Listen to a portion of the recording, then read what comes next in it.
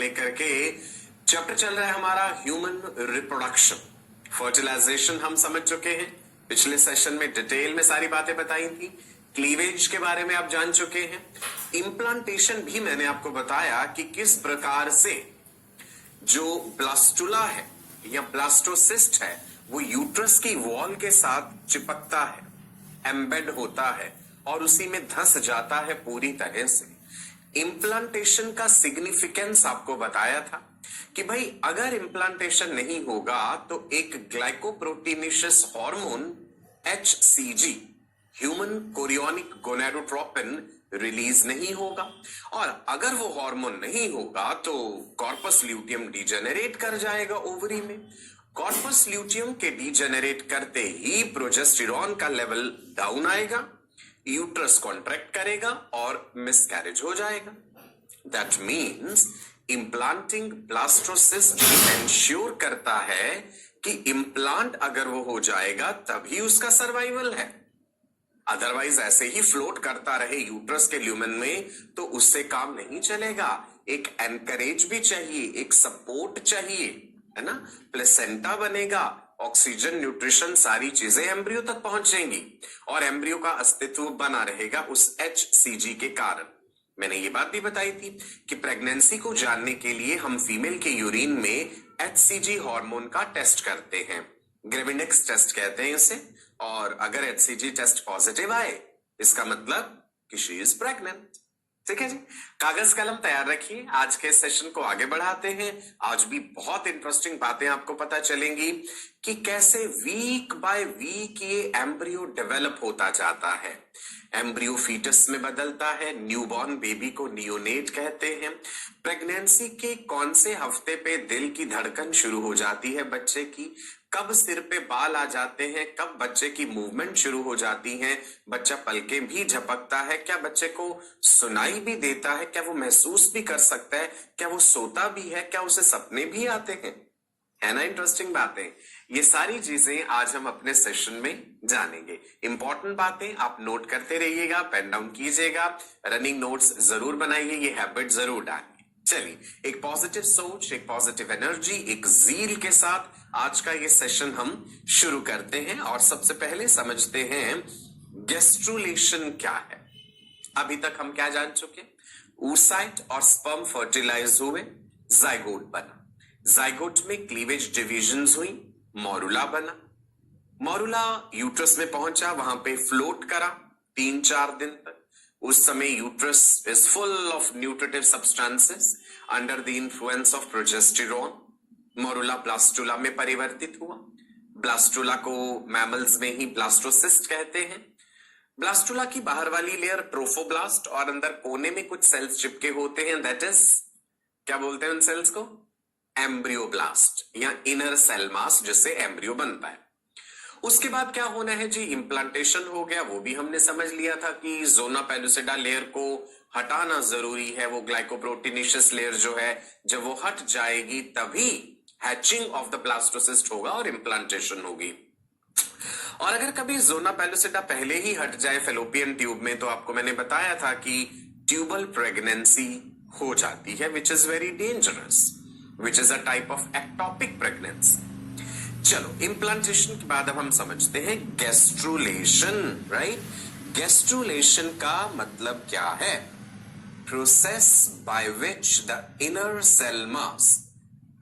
Cell mass यानी ICM gives rise to a structure called gastrula। अब blastula के बाद नेक्स्ट स्टेज है जी gastrula, gastrulation, process of formation of gastrula, जिसमें कि अलग अलग जर्म लेयर्स बनेंगी, एक्टोडर्म, मीजोडर्म, एंडोडर्म। इन्हीं जर्म लेयर से पूरा शरीर बनना है। आप यहां पे देख पा रहे हैं इस छोटे से नन्हे से वीडियो में आपको किस प्रकार से वो डिवाइडिंग सेल्स दिखाए गए हैं। अब आप यहां पे देखिए कितना ब्यूटीफुली दिखाया गया है। ये ब्लास्टोसिस्ट यूट्रस की वॉल के साथ कनेक्शन एस्टेब्लिश करता है और ये पूरे का पूरा धंस जाता है यूट्रस की वॉल में। यही प्रक्रिया है इम्प्लांटेशन। ये हमने आपको 3D वे में दिखाया है इस चीज को कि अब यूट्रस की वॉल उसे ऊपर से कवर कर लेगी। आपको याद होगा मैंने बताया था endometrium of the pregnant uterus is called what, decidua, endometrium of the pregnant uterus is decidua, right. चलो जी, ये इम्प्लांटेशन आपने देख लिया। Now gastrulation is the first major event of the third week of fetal development. Fetal development का जब तीसरा हफ्ता है तो उस समय जो मेन इवेंट है that is what is gastrulation, और फर्टिलाइजेशन के लगभग 15 दिन बाद ये शुरू हो जाता है। डू यू रिमेंबर कि इम्प्लांटेशन कितने दिनों बाद होता होगा? चलो एक बार समझते हैं हम इस चीज को। मान लीजिए कि फीमेल का रिप्रोडक्टिव साइकिल 28 डेज का है, जो कि जरूरी नहीं है कि सब में 28 डेज का हो, कम या ज्यादा भी हो सकता है।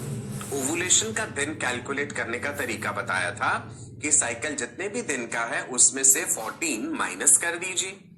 So ovulation occurs 14 days before the onset of the next menses.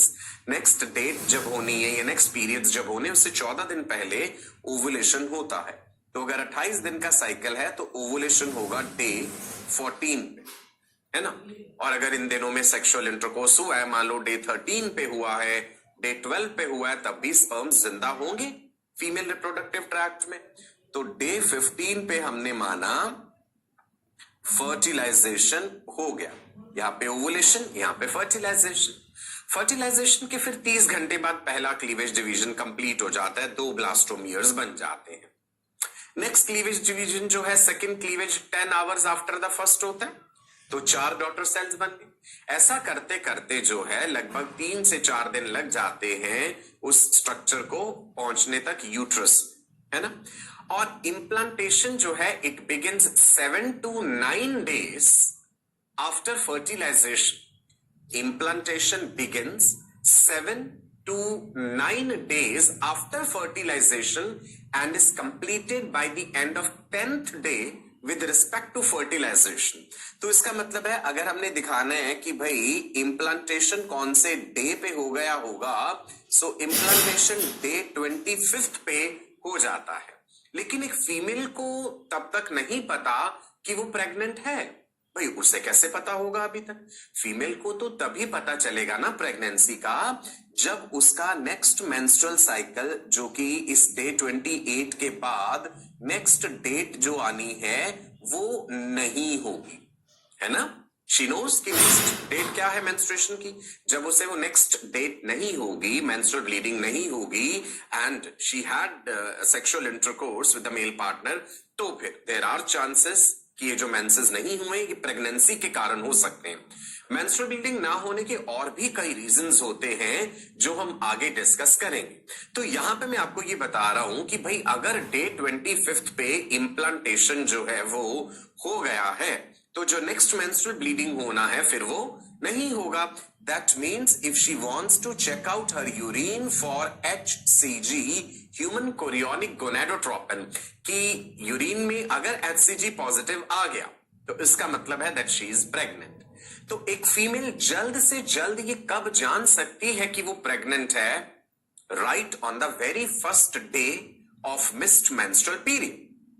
HCG वाला ये टेस्ट जो है बड़ा ही सेंसिटिव टेस्ट है, पहले दिन ही पॉजिटिव आ जाएगा। अगर कुछ केसेस में नहीं आता है तो then the doctor will suggest कि भाई आप 2 दिन, 3 दिन, 4 दिन, 5 दिन रुक जाइए, तब टेस्ट करके देख लीजिए तो पॉजिटिव आ जाएगा। You getting it? ठीक है जी, बात समझ आई। इम्प्लांटेशन जैसे ही हुआ है डे 25th पे फीमेल के ब्लड में HCG रिलीज होना शुरू हो गया है और डे 26 पे और ज्यादा लेवल बढ़ा, डे 27 पे लेवल और बढ़ा, डे 28 पे HCG का लेवल और बढ़ा और वो यूरिन में आना शुरू हो गया फिर, है ना। ब्लड किडनीज तक पहुंचेगा, किडनीज ब्लड को फिल्टर करते हैं, यूरिन में HCG हार्मोन आ जाएगा और अपने यूरिन में फीमेल जो है HCG चेक कर सकती है right on the very first day of missed menstrual period. और अगर टेस्ट पॉजिटिव है that means she is pregnant, right. अभी हम आगे पढ़ेंगे इस टेस्ट के बारे में। इतना क्लियर है जी? डे बाय डे मैंने आपको बता दिया। 14th डे पे ओवुलेशन, 15th डे पे फर्टिलाइजेशन, 25th डे पे इम्प्लांटेशन हो गया है और फिर उसके बाद क्या शुरू हो जाएगा, लिखा है ना, जो गैस्ट्रुलेशन है 15 दिन बाद जो है फर्टिलाइजेशन के अब गैस्ट्रुलेशन की प्रक्रिया होगी। चलो एक सेक्शनल व्यू में देखते हैं ब्लास्टोसिस्ट को। ये है जी ब्लास्टुला, ब्लास्टुला का सेक्शन काटा गया। यहां पे आप देख पा रहे हैं ये बाहर वाली लेयर होती है ट्रोफोब्लास्ट, अंदर कोने में कुछ सेल्स चिपके हुए हैं inner cell mass. Inner cell mass का ही दूसरा नाम होता है एम्ब्रियोब्लास्ट। क्यों? बिकॉज यही तो एक्चुअल भ्रूण जो है, एम्ब्रियो है, उसे बना रहा है। ट्रोफोब्लास्ट का रोल बताया था। Trophic word is related to nutrition. Trophoblast has no role in the formation of embryo. Trophoblast forms placenta and part of extra embryonic membranes. Chorion भी बनता है इससे, आगे जिक्र करेंगे एक्स्ट्रा एम्ब्रियोनिक मेम्ब्रेन्स का। ठीक है जी, राइट। ये ब्लास्टुला की कैविटी है जिसको ब्लास्टोसिस्ट कैविटी कहते हैं। अब ये ब्लास्टुला में जो ट्रोफोब्लास्ट थी, अगर आपको याद हो, मैंने आपको बताया था ट्रोफोब्लास्ट लेयर डिवाइड करती है दो लेयर्स में, एक आउटर और एक इनर। आउटर वाली का नाम क्या था जी? Outer layer is syncytiotrophoblast. यही सिंसिशियो ट्रोफोब्लास्ट HCG हार्मोन बनाती है और यही यूट्रस के एंडोमेट्रियम में पेनिट्रेट करती है और प्लेसेंटा की नींव रखती है। ठीक है। दूसरी लेयर क्या हो जाती है? Cytotrophoblast. Okay, syncytio trophoblast, cytotrophoblast, दो लेयर्स हो गई हैं। सिंसिशियो ट्रोफोब्लास्ट यूट्रस के एंडोमेट्रियम में धस गई है, इंप्लांटेशन करा दिया उसने। अब ये जो इनर सेल मास होते हैं ना राजा, इनर सेल मास के सेल्स अपने आप को दो लेयर्स में अरेंज करते हैं, एक ऊपर वाली लेयर, एक नीचे वाली। ऊपर वाली लेयर के सेल्स टॉल हैं, कॉल्यूमिनर हैं, उसे इपीब्लास्ट कहते हैं। नीचे वाली लेयर जो है उसके सेल्स क्यूबॉइडल हैं, उसे हाइपोब्लास्ट कहते हैं। तो यहां पे ये बायलेमिनर एम्ब्रियोनिक डिस्क कहलाती है। गौर फरमाइएगा टर्मिनोलॉजी का। इपीब्लास्ट, हाइपोब्लास्ट क्या है? वो जो इनर सेल मास वाले सेल्स थे ना, हम कहेंगे ICM के सेल्स अपने आप को दो लेयर्स में रीअरेंज कर लेते हैं। दैट इज, नाम लिखते जाइए, इपीब्लास्ट एंड हाइपोब्लास्ट।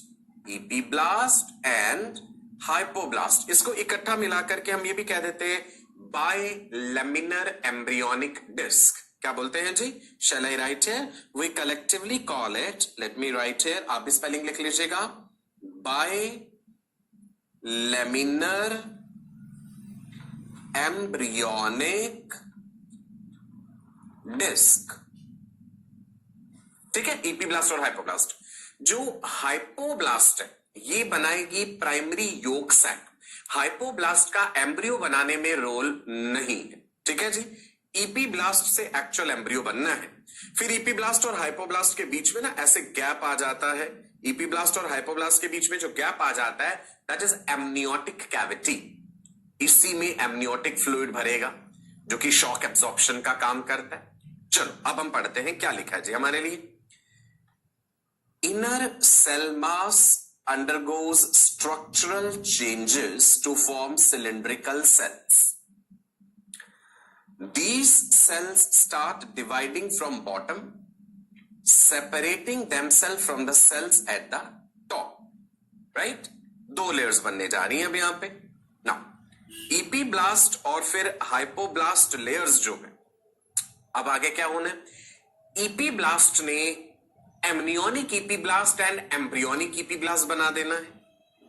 दो लेयर्स मैंने बताई थी ना, इपीब्लास्ट हाइपोब्लास्ट, हल्का सा गैप आता है। फिर ये जो इपीब्लास्ट लेयर है ना, ये एमनियोनिक इपीब्लास्ट एंड एम्ब्रियोनिक इपीब्लास्ट बना देती है। मैं यहां पे बताता हूं आपको, पहले पढ़ लेते हैं जी। The bottom layer which is formed is called hypoblast and the top layer is called epiblast. ये तो पहले क्लियर हो गया। इपीब्लास्ट के सेल्स कैसे हैं? टॉल है, कॉल्यूमिनर है। इपीब्लास्ट ने ही एम्ब्रियो बनाना है, हाइपोब्लास्ट ने एम्ब्रियो नहीं बनाना है। A fluid starts accumulating in between the epiblast. अब देखो ये क्या हो रहा है। एपीब्लास्ट लेयर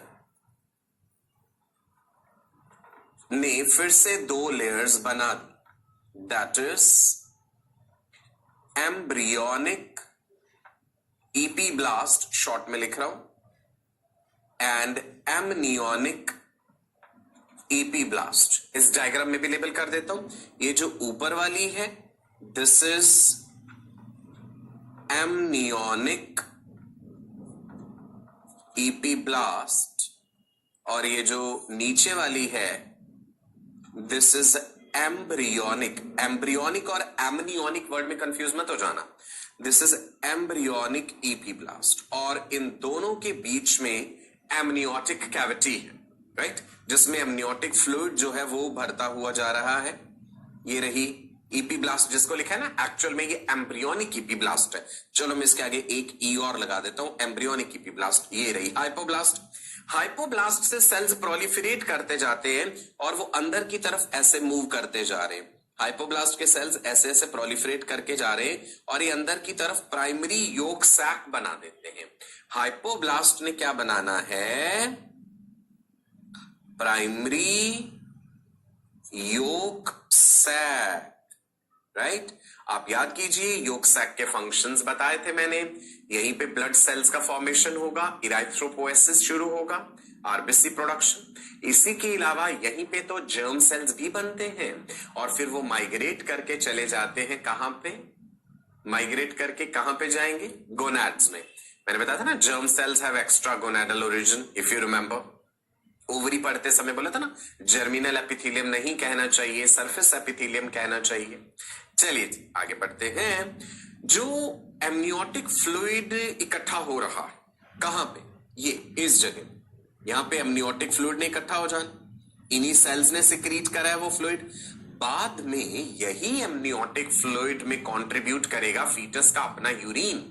जो यूरिन पास आउट करता है बेबी, प्रेगनेंसी के 5वें महीने पे मिक्चुरेशन की प्रोसेस शुरू हो जाती है, the process of passing out urine, तो वो भी इसी का हिस्सा बन जाएगा, शॉक एब्जॉर्प्शन का काम करता है। Amniotic fluid acts as shock absorber, it protects the developing features. Hypoblast will undergo further division and the structure which is formed will be called as gastrula, right? ये देखो ये जो पीले पीले सेल्स थे ना, ये सारे वाले ये हाइपोब्लास्ट वाले सेल्स हैं, येलो वाले, और इन्होंने प्राइमरी योक सैक बना दिया है। और ऊपर अब यहाँ पे आपको ये दिख रही है जी मीजोडर्म, ये दिख रही है जी एक लेयर एंडोडर्म, और ये दिख रही है जी एक्टोडर्म। ये जो सबसे बाहर वाली लेयर है दिस इज एक्टोडर्म, मिडल वाली मीजोडर्म और एंडोडर्म। अब ये कैसे बन गई है, ये जो 3 लेयर्स बनी है ना, एक्टो मीजो एंडो, ये किससे बनी है बताओ मुझे। क्या ये एमनियोनिक एपिब्लास्ट से बनी है, क्या ये एम्ब्रियोनिक ईपीब्लास्ट से बनी है, क्या ये हाइपोब्लास्ट से बनी है? द आंसर इज ये तीनों जर्म लेयर्स जो हैं ये बनी हैं, let me write here, embryonic epiblast से। So embryonic epiblast is actually forming these 3 layers, यानी एंडोडर्म, ये क्वेश्चन पूछ सकते हैं आपसे, मीजोडर्म एंड एक्टोडर्म। ठीक है जी, 3 लेयर्स होंगी, एंडो मीजो एक्टो। और यही प्रक्रिया जो है गैस्ट्रुलेशन कहलाती है। समझ आ गया? चलो इसका एक नन्हा सा वीडियो भी दिखाऊं गैस्ट्रुलेशन का, उसमें और ज्यादा क्लियर हो जाएगा और तीनों के हम फीचर्स भी देख लेंगे। सुनिए, द बाइलेमिनर एम्ब्रियोनिक डिस्क। अब आया ये वर्ड, देखो जी गैस्ट्रुलेशन में, in this process the bilaminar embryonic disc. कौन सी थी bilaminar embryonic disc?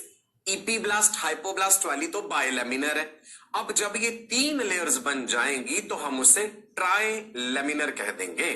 So in this process, bilaminar embryonic disc consisting of epiblast and hypoblast, ये डिस्क ट्रांसफॉर्म हो जाती है into trilaminar embryonic disc।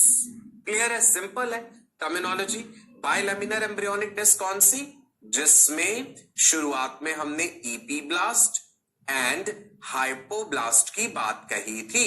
Hypoblast ने बना दिया प्राइमरी योक सैक, ईपीब्लास्ट डिवाइड करी एमनियोनिक ईपीब्लास्ट एम्ब्रियोनिक ईपीब्लास्ट में, और दोनों के बीच में एमनियोटिक कैविटी, पहले वो छोटी सी होगी कैविटी, फिर वो बढ़ती बढ़ती फैलती जाएगी और ऐसे चारों तरफ से कवर कर लेगी वो पूरा फ्लूइड जो है बेबी के चारों तरफ, and the baby will be kind of hanging in that amniotic fluid. ये भी पढ़ेंगे आगे हम, ठीक है जी।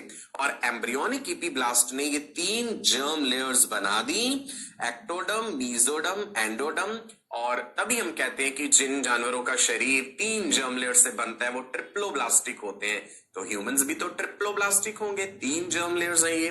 तो gastrulation is basically the process of formation of the 3 germ layers. Now जो इपीब्लास्ट होती है, एम्ब्रियोनिक इपीब्लास्ट, पहले इसमें एक प्रिमिटिव स्ट्रीक बनती है। ये प्रिमिटिव स्ट्रीक बनने का प्रोसेस का ये सब आपके सिलेबस में नहीं है, मैं रफली एक आइडिया दे रहा हूं कि यहां पे ऐसे प्रिमिटिव स्ट्रीक बना, सेल्स नीचे को डिटैच हुए, एक पूरी लेयर अंदर बन जाती है एंडोडम, उसके बाद मीजोडम, उसके बाद एक्टोडम। अब आप यहां पे इस वीडियो में देख सकते हैं एक कट व्यू दिखाया गया है कि कैसे एंडोडम, मीजोडम, एक्टोडम लेयर्स बन रही हैं एम्ब्रियोनिक इपीब्लास्ट से। नाउ मीजोडम और एक्टो एंड एंडो में कुछ डिफरेंस है, वो सुनिएगा क्या है। एक्टोडम के जो सेल्स हैं, ectoderm and endoderm, they are epithelial cells, they are epithelia, tightly packed cells हैं। लेकिन जो मीजोडम होती है ना, वो थोड़ी सी अलग है। Mesoderm is loosely organized connective tissue type है, ये मीजनकाइम है। मीजोडम लेयर थोड़ी लूजली ऑर्गेनाइज्ड होती है, एक्टोडम और एंडोडम के सेल्स वेल पैक्ड होते हैं। अब आपको यहां पे एक ऊपर कैविटी नजर आ रही है, दैट इज एमनियोटिक कैविटी, एक आपको नीचे नजर आ रहा है, that is what is the primary yolk sac, right. चलो जी आगे बढ़ते हैं। अब हमें एक चीज का ध्यान देना, देखो एक सवाल जो पूछ लेते हैं कई बार कि कौन सी जर्म लेयर से कौन सा ऑर्गन सिस्टम बनता है, ये भी बात इंपॉर्टेंट है। मैं आपको एक रफ आइडिया देता हूं। ह्यूमन बॉडी को आप एक tube with in tube type of body plan की तरह मान के चलिए। जैसे मान लीजिए ये मेरे पास एक पेन है, ये मार्कर है, इसके अंदर एक रिफिल होगा। जो अंदर वाला रिफिल है वो मान लीजिए कि अंदर वाली ट्यूब है, और हमारी वो अंदर वाली ट्यूब क्या है, हमारा डाइजेस्टिव सिस्टम, जो कि माउथ से शुरू होकर के ट्यूब एनस पे जाके खत्म होती है, तो वो सबसे अंदर वाली है। तो आप ऐसे रफ ध्यान रख लेना कि जो सबसे अंदर है डाइजेस्टिव सिस्टम है वो एंडोडम से बन रहा है। मैं एक रफ आइडिया दे रहा हूं कि कौन सा सिस्टम किससे बनता होगा। एंडोडम में डाइजेस्टिव और रेस्पिरेटरी 2 बातें याद रख लो, ठीक है जी। एक्टो यानी सबसे बाहर, तो सबसे बाहर हमारी क्या है, स्किन है ना, सबसे बाहर इंटेग्यूमेंट भी कहते हैं। तो इंटेग्यूमेंट्री सिस्टम जो है वो एक्टोडम से बनता है। और एक याद रख लो, नर्वस सिस्टम, नर्वस सिस्टम जो है वो भी एक्टोडम से। बाकी जितने सिस्टम्स बच गए, एम से मेजॉरिटी ऑफ द सिस्टम और एम से मीजोडम, ऐसे याद रख लो। Skeletal system, muscular system, reproductive system, ज्यादातर जो सिस्टम्स है ना वो मीजोडम से है। ये मैंने एक रफ आइडिया दिया है, ऐसा नहीं होता कि पूरे का पूरा सिस्टम एक ही लेयर से बन जाएगा। शरीर में कई ऑर्गन्स, टिश्यूज ऐसे भी हैं जो तीनों जर्म लेयर से मिलकर बन रहे हैं। इवन एपिथेलियल टिश्यू देख लीजिए, it develops from ectoderm, mesoderm as well as endoderm. Tympanic membrane जो है कान में, एक्टो, मीजो, एंडो तीनों से बनती है। एड्रीनल ग्लैंड का कॉर्टेक्स रीजन मीजोडम से बनता है। एड्रीनल ग्लैंड का मेडुला रीजन एक्टोडम से बनता है। तो ये कोई जरूरी नहीं है कि एक पूरा सिस्टम एक ही जर्म लेयर से बनेगा। मैंने एक रफ आइडिया दिया। एंडोडम से क्या क्या बोला, डाइजेस्टिव एंड रेस्पिरेटरी। एक्टोडम से, एक्टो सबसे बाहर, स्किन एंड नर्वस सिस्टम, बाकी जितने बच गए मीजोडम। चलो अब थोड़ा डिटेल में देखते हैं इस चीज को। Each germinal layer gives rise to different tissues or organs or the organ systems. Endoderm जो सबसे अंदर वाली थी, लंग्स, एल्वियोलाई, चलो भाई याद रखना है, ये मैंने बताया था, respiratory system and digestive system, ठीक है जी। सो एंडोडर्म के लिए हम रफली लिख लेते हैं कि हमारा digestive system and respiratory system endoderm से बनता है, डाइजेस्टिव एंड रेस्पिरेटरी सिस्टम, ठीक है। इसके अलावा थायराइड के सेल्स भी यहां दिए, याद रख लीजिएगा। अब अगली जर्म लेयर पे आते हैं, मीजोडर्म, मिडल वाली। मैंने बोला था ना, एम से मीजो, एम से majority. Skeletal system, muscular system, reproductive system, excretory system, right, even blood vascular system, सब मीजोडर्म से। सो मीजोडर्म यानी मिडल लेयर से cardiac muscle cells, skeletal muscle cells, kidney के cells, tubule cells of the kidney, RBCs, smooth muscles. Okay, so रफली अगर मैं लिखूं कि भाई मोटे मोटे तौर पे याद रखना हो, सो मीजोडर्म से मैं लिख देता हूं majority of the organ systems, majority of the organ systems develop from mesoderm. नाम लिखूं कौन कौन से, चलो आपके लिए वो भी लिख देता हूं, मस्क्यूलो स्केलेटल सिस्टम, मसल्स भी आ गए भाई मीजोडर्म से। चलो कार्डियो वेस्कुलर सिस्टम, ठीक है, ब्लड भी आ गया भाई इसमें मीजोडर्म से। Reproductive system, excretory system, majority of the systems इससे बन रहे हैं। एक्सक्रीटरी में किडनीज आ गई भाई। तो ये मोटे मोटे तौर पे याद रखने वाली बात है, ठीक है। एक्टोडर्म का याद था, एक्टोडर्म से क्या क्या बताया था, सबसे बाहर वाला ये skin, integumentary system, nervous system.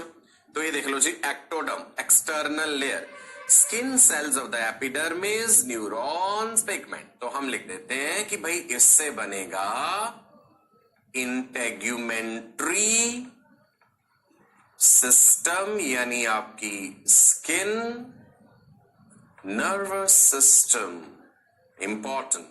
अच्छा ये भी ध्यान रखना, एक बेबी में सबसे पहले जो सिस्टम बनता है वो कौन सा है, that is nervous system. When the embryo is developing in the uterus of the mother, nervous system is the first to be formed. सबसे लास्ट में जो बनता है दैट इज रेस्पिरेटरी सिस्टम। यही कारण है जो बच्चे प्री मेच्योर पैदा हो जाते हैं, उनके लंग्स में जो सर्फेक्टेंट है एल्वियोलाई में वो नहीं बना है ठीक से, तो breathing becomes difficult for them. IRDS, infant respiratory distress syndrome, बताया था आपको ब्रीदिंग एंड गैस एक्सचेंज पढ़ाते समय। So nervous system is first to develop in an embryo, respiratory is last to develop. तभी प्री मेच्योर बेबीज के chances of survival कम हो जाते हैं क्योंकि उनके लंग्स प्रॉपरली डेवलप नहीं हुए होते। आगे बढ़ते हैं। Developing features will be connected to placenta via umbilical cord. Now सुनो, अभी तक हमने गैस्ट्रोलेशन का जिक्र किया कि भाई तीनों जर्म लेयर्स बन गई, फिर बॉडी सिस्टम्स बनते जाएंगे। ब्लड का बनना बड़ा जरूरी है क्योंकि अभी तक डिफ्यूजन के थ्रू चीजें चल रही थी, अब तो डिस्टेंस बढ़ गया ना सेल टू सेल, तो कोई ट्रांसपोर्ट मीडिया होना चाहिए। योक सैक में आरबीसीज, एरिथ्रोपोएसिस शुरू हो जाता है कि भाई आरबीसीज अब तुम अपना काम करो, दिल की धड़कन भी शुरू हो जाती है। प्रेगनेंसी के पहले महीने में ही हार्ट बीट शुरू हो जाती है। The first sign that the baby is living वो उसके दिल की धड़कन है, जिसे स्टेथोस्कोप के जरिए सुना जा सकता है। मदर के एब्डोमिनल रीजन में प्रॉपर जगह पे लगा करके स्टेथोस्कोप से आप सुन सकते हैं बच्चे के दिल की धड़कन भी, राइट। नाउ एम्ब्रियो कब तक कहा था, 0 to 8 weeks of pregnancy. Embryo का स्केलेटन कैसा है, कार्टिलेज का बना हुआ। धीरे धीरे cartilage will be replaced by bones, ossification कहते हैं बोन बनने की प्रक्रिया को। तब वो फीटस कहलाएगा। जब 9वां हफ्ता शुरू हो गया प्रेगनेंसी का, beginning of 9th week till end of 9th month, हम उसे फीटस कहते हैं, राइट।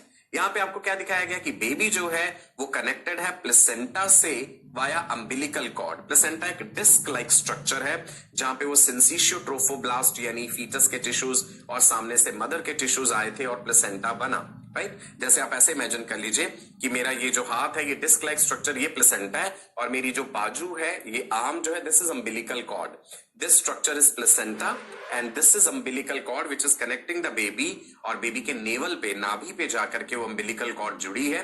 अम्बिलिकल कॉर्ड में 2 अम्बिलिकल आर्टरीज हैं, एक अम्बिलिकल वेन है, ये भी अभी हम डिस्कस कर लेंगे, राइट जी। नाउ प्लेसेंटा के बारे में कुछ बातें जानते हैं। हेडिंग दे लीजिए प्लेसेंटा।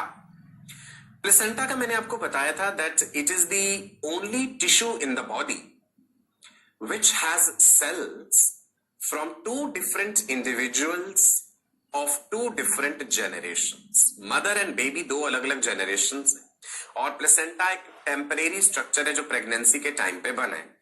सो प्रेगनेंसी के टाइम पे ये बनने वाला टेम्परेरी स्ट्रक्चर मदर और फीटस को आपस में जोड़ रहा है ना। फीटस की जो रिक्वायरमेंट्स हैं वो मदर के थ्रू पूरी हो रही है। वेल प्रोटेक्टेड एनवायरनमेंट है यूट्रस का जिसमें बेबी है, उसे ऑक्सीजन चाहिए, न्यूट्रिएंट्स चाहिए, वो सारी चीजें मदर से मिलेंगी। सो मदर से क्या क्या मिल रहा है जी? ऑक्सीजन है, न्यूट्रिएंट्स है, राइट। प्लेसेंटा ने कहा कि ठीक है भाई, मैं इसे बच्चे तक पहुंचा दूंगा। प्लेसेंटा के लेवल पे there is no mixing of the blood. Blood कभी भी मिक्स नहीं होता है प्लेसेंटा के लेवल पे, सिर्फ सब्सटेंसेस का एक्सचेंज होता है। मदर से सब्सटेंसेस बच्चे की तरफ, बच्चे से सब्सटेंसेस जो है वो मदर की तरफ, right. No mixing of blood, ये बात नोट कर लेंगे आप सभी। There is no mixing of blood at level of placenta. हमने इरेथ्रोब्लास्टोसिस फिटालिस पढ़ा था, मैंने आपको बताया था कि आरबीसीज जो हैं, अगर मदर और बेबी का ब्लड ग्रुप में डिफरेंसेस आते हैं आरएच फैक्टर को लेकर के, तो क्या प्रॉब्लम हो जाती है? That if the baby is RH positive and the mother is RH negative, तो कॉम्प्लिकेशन हो जाती है। अब आप कहेंगे ब्लड तो मिक्स होता ही नहीं, फिर ये कॉम्प्लिकेशन क्यों है? तो वो चीज डिटेल में भी मैंने आपको बताई थी कि कोरियोनिक विलाई अगर रप्चर कर जाते हैं और थोड़ा बहुत मैटरनल फीटल ब्लड मिक्स होता है, या फिर बच्चे के जन्म के समय पार्चुरेशन के टाइम पे, डिलीवरी के टाइम पे जब प्लेसेंटल डिटैचमेंट होता है, तो थोड़ा बहुत मदर का ब्लड बेबी में, बेबी का ब्लड मदर में आ जाता है, वहां पे ये समस्या क्रिएट हो सकती है। Otherwise in routine normally there is no mixing of blood at the level of placenta, याद रखिएगा, ठीक है। फीटस के जो मेटाबॉलिक वेस्ट है भाई, उसने कार्बन डाइऑक्साइड बनाया है, शरीर में यूरिया भी बना होगा, और भी कई चीजें, वो सब भी प्लेसेंटा के थ्रू ही मदर को दे दिए जाते हैं कि मदर की किडनीज से ही एलिमिनेट होंगे। बच्चा अपना यूरिन भी बनाता है। प्रेगनेंसी के 5वें महीने पे मिक्चुरेशन प्रोसेस शुरू हो जाता है, बेबी यूरिनेट्स। वही यूरिन बच्चे के चारों तरफ होता है सबनियोटिक फ्लूइड में, उसके माउथ में भी जाएगा, नोज में भी जाएगा, ईयर में भी जाएगा, राइट। है ना इंटरेस्टिंग बात? चलिए, प्लेसेंटा जो है it is a temporary endocrine gland. Corpus luteum भी बताया था टेम्परेरी एंडोक्राइन ग्लैंड, राइट। तो प्लेसेंटा का एक बड़ा ही इंपॉर्टेंट फंक्शन जो हमने पहले भी डिस्कस करा, HCG, full form human chorionic gonadotropin, secreted by syncytio trophoblast layer of placenta. काम क्या था? ब्लड सर्कुलेशन के थ्रू ये HCG जाके कॉर्पस ल्यूटियम को ये संदेश देगा कि प्रेगनेंसी हो चुकी है और तुम बने रहो, प्रोजेस्टेरॉन बनाते रहो भाई, 3 महीने तक तुम्हारी जरूरत है, पहले ट्राइमेस्टर तक। कॉर्पस ल्यूटियम पहले ट्राइमेस्टर के बाद, trimester refers to 3 months, total pregnancy 9 महीनों की है ना, होती है first trimester, second trimester, third trimester. तो आवश्यकता रहती है कॉर्पस ल्यूटियम की पहले ट्राइमेस्टर तक, right. That means month 1, month 2 and month 3, the first 3 months of pregnancy को पहला ट्राइमेस्टर कहते हैं। पहला ट्राइमेस्टर कंप्लीट होने के बाद प्लेसेंटा स्वयं खुद इतना सफिशिएंटली डेवलप कर गया कि वो अपने आप सफिशिएंट अमाउंट ऑफ प्रोजेस्टेरॉन बना लेगा, फिर कॉर्पस ल्यूटियम की आवश्यकता नहीं। So HCG promotes progesterone secretion by corpus luteum. This is very important function. It helps in the maintenance of the pregnancy. Corpus luteum ने जो प्रोजेस्टेरॉन बनाया, progesterone is a steroid hormone, वो uterus के smooth muscles पे act करता है और उन्हें कॉन्ट्रैक्ट नहीं होने देता। प्रोजेस्टेरॉन इनहिबिट्स यूट्राइन कॉन्ट्रैक्शंस, ये आप जानते हैं। दूसरा हार्मोन देखते हैं जी, क्या है प्लेसेंटा का? HPL। HPL का फुल फॉर्म जी ह्यूमन प्लेसेंटल लैक्टोजन। लिख ले साथ साथ, कहीं आप कंफ्यूज हो जाएं, H छोटा लिखते हैं इसमें, ह्यूमन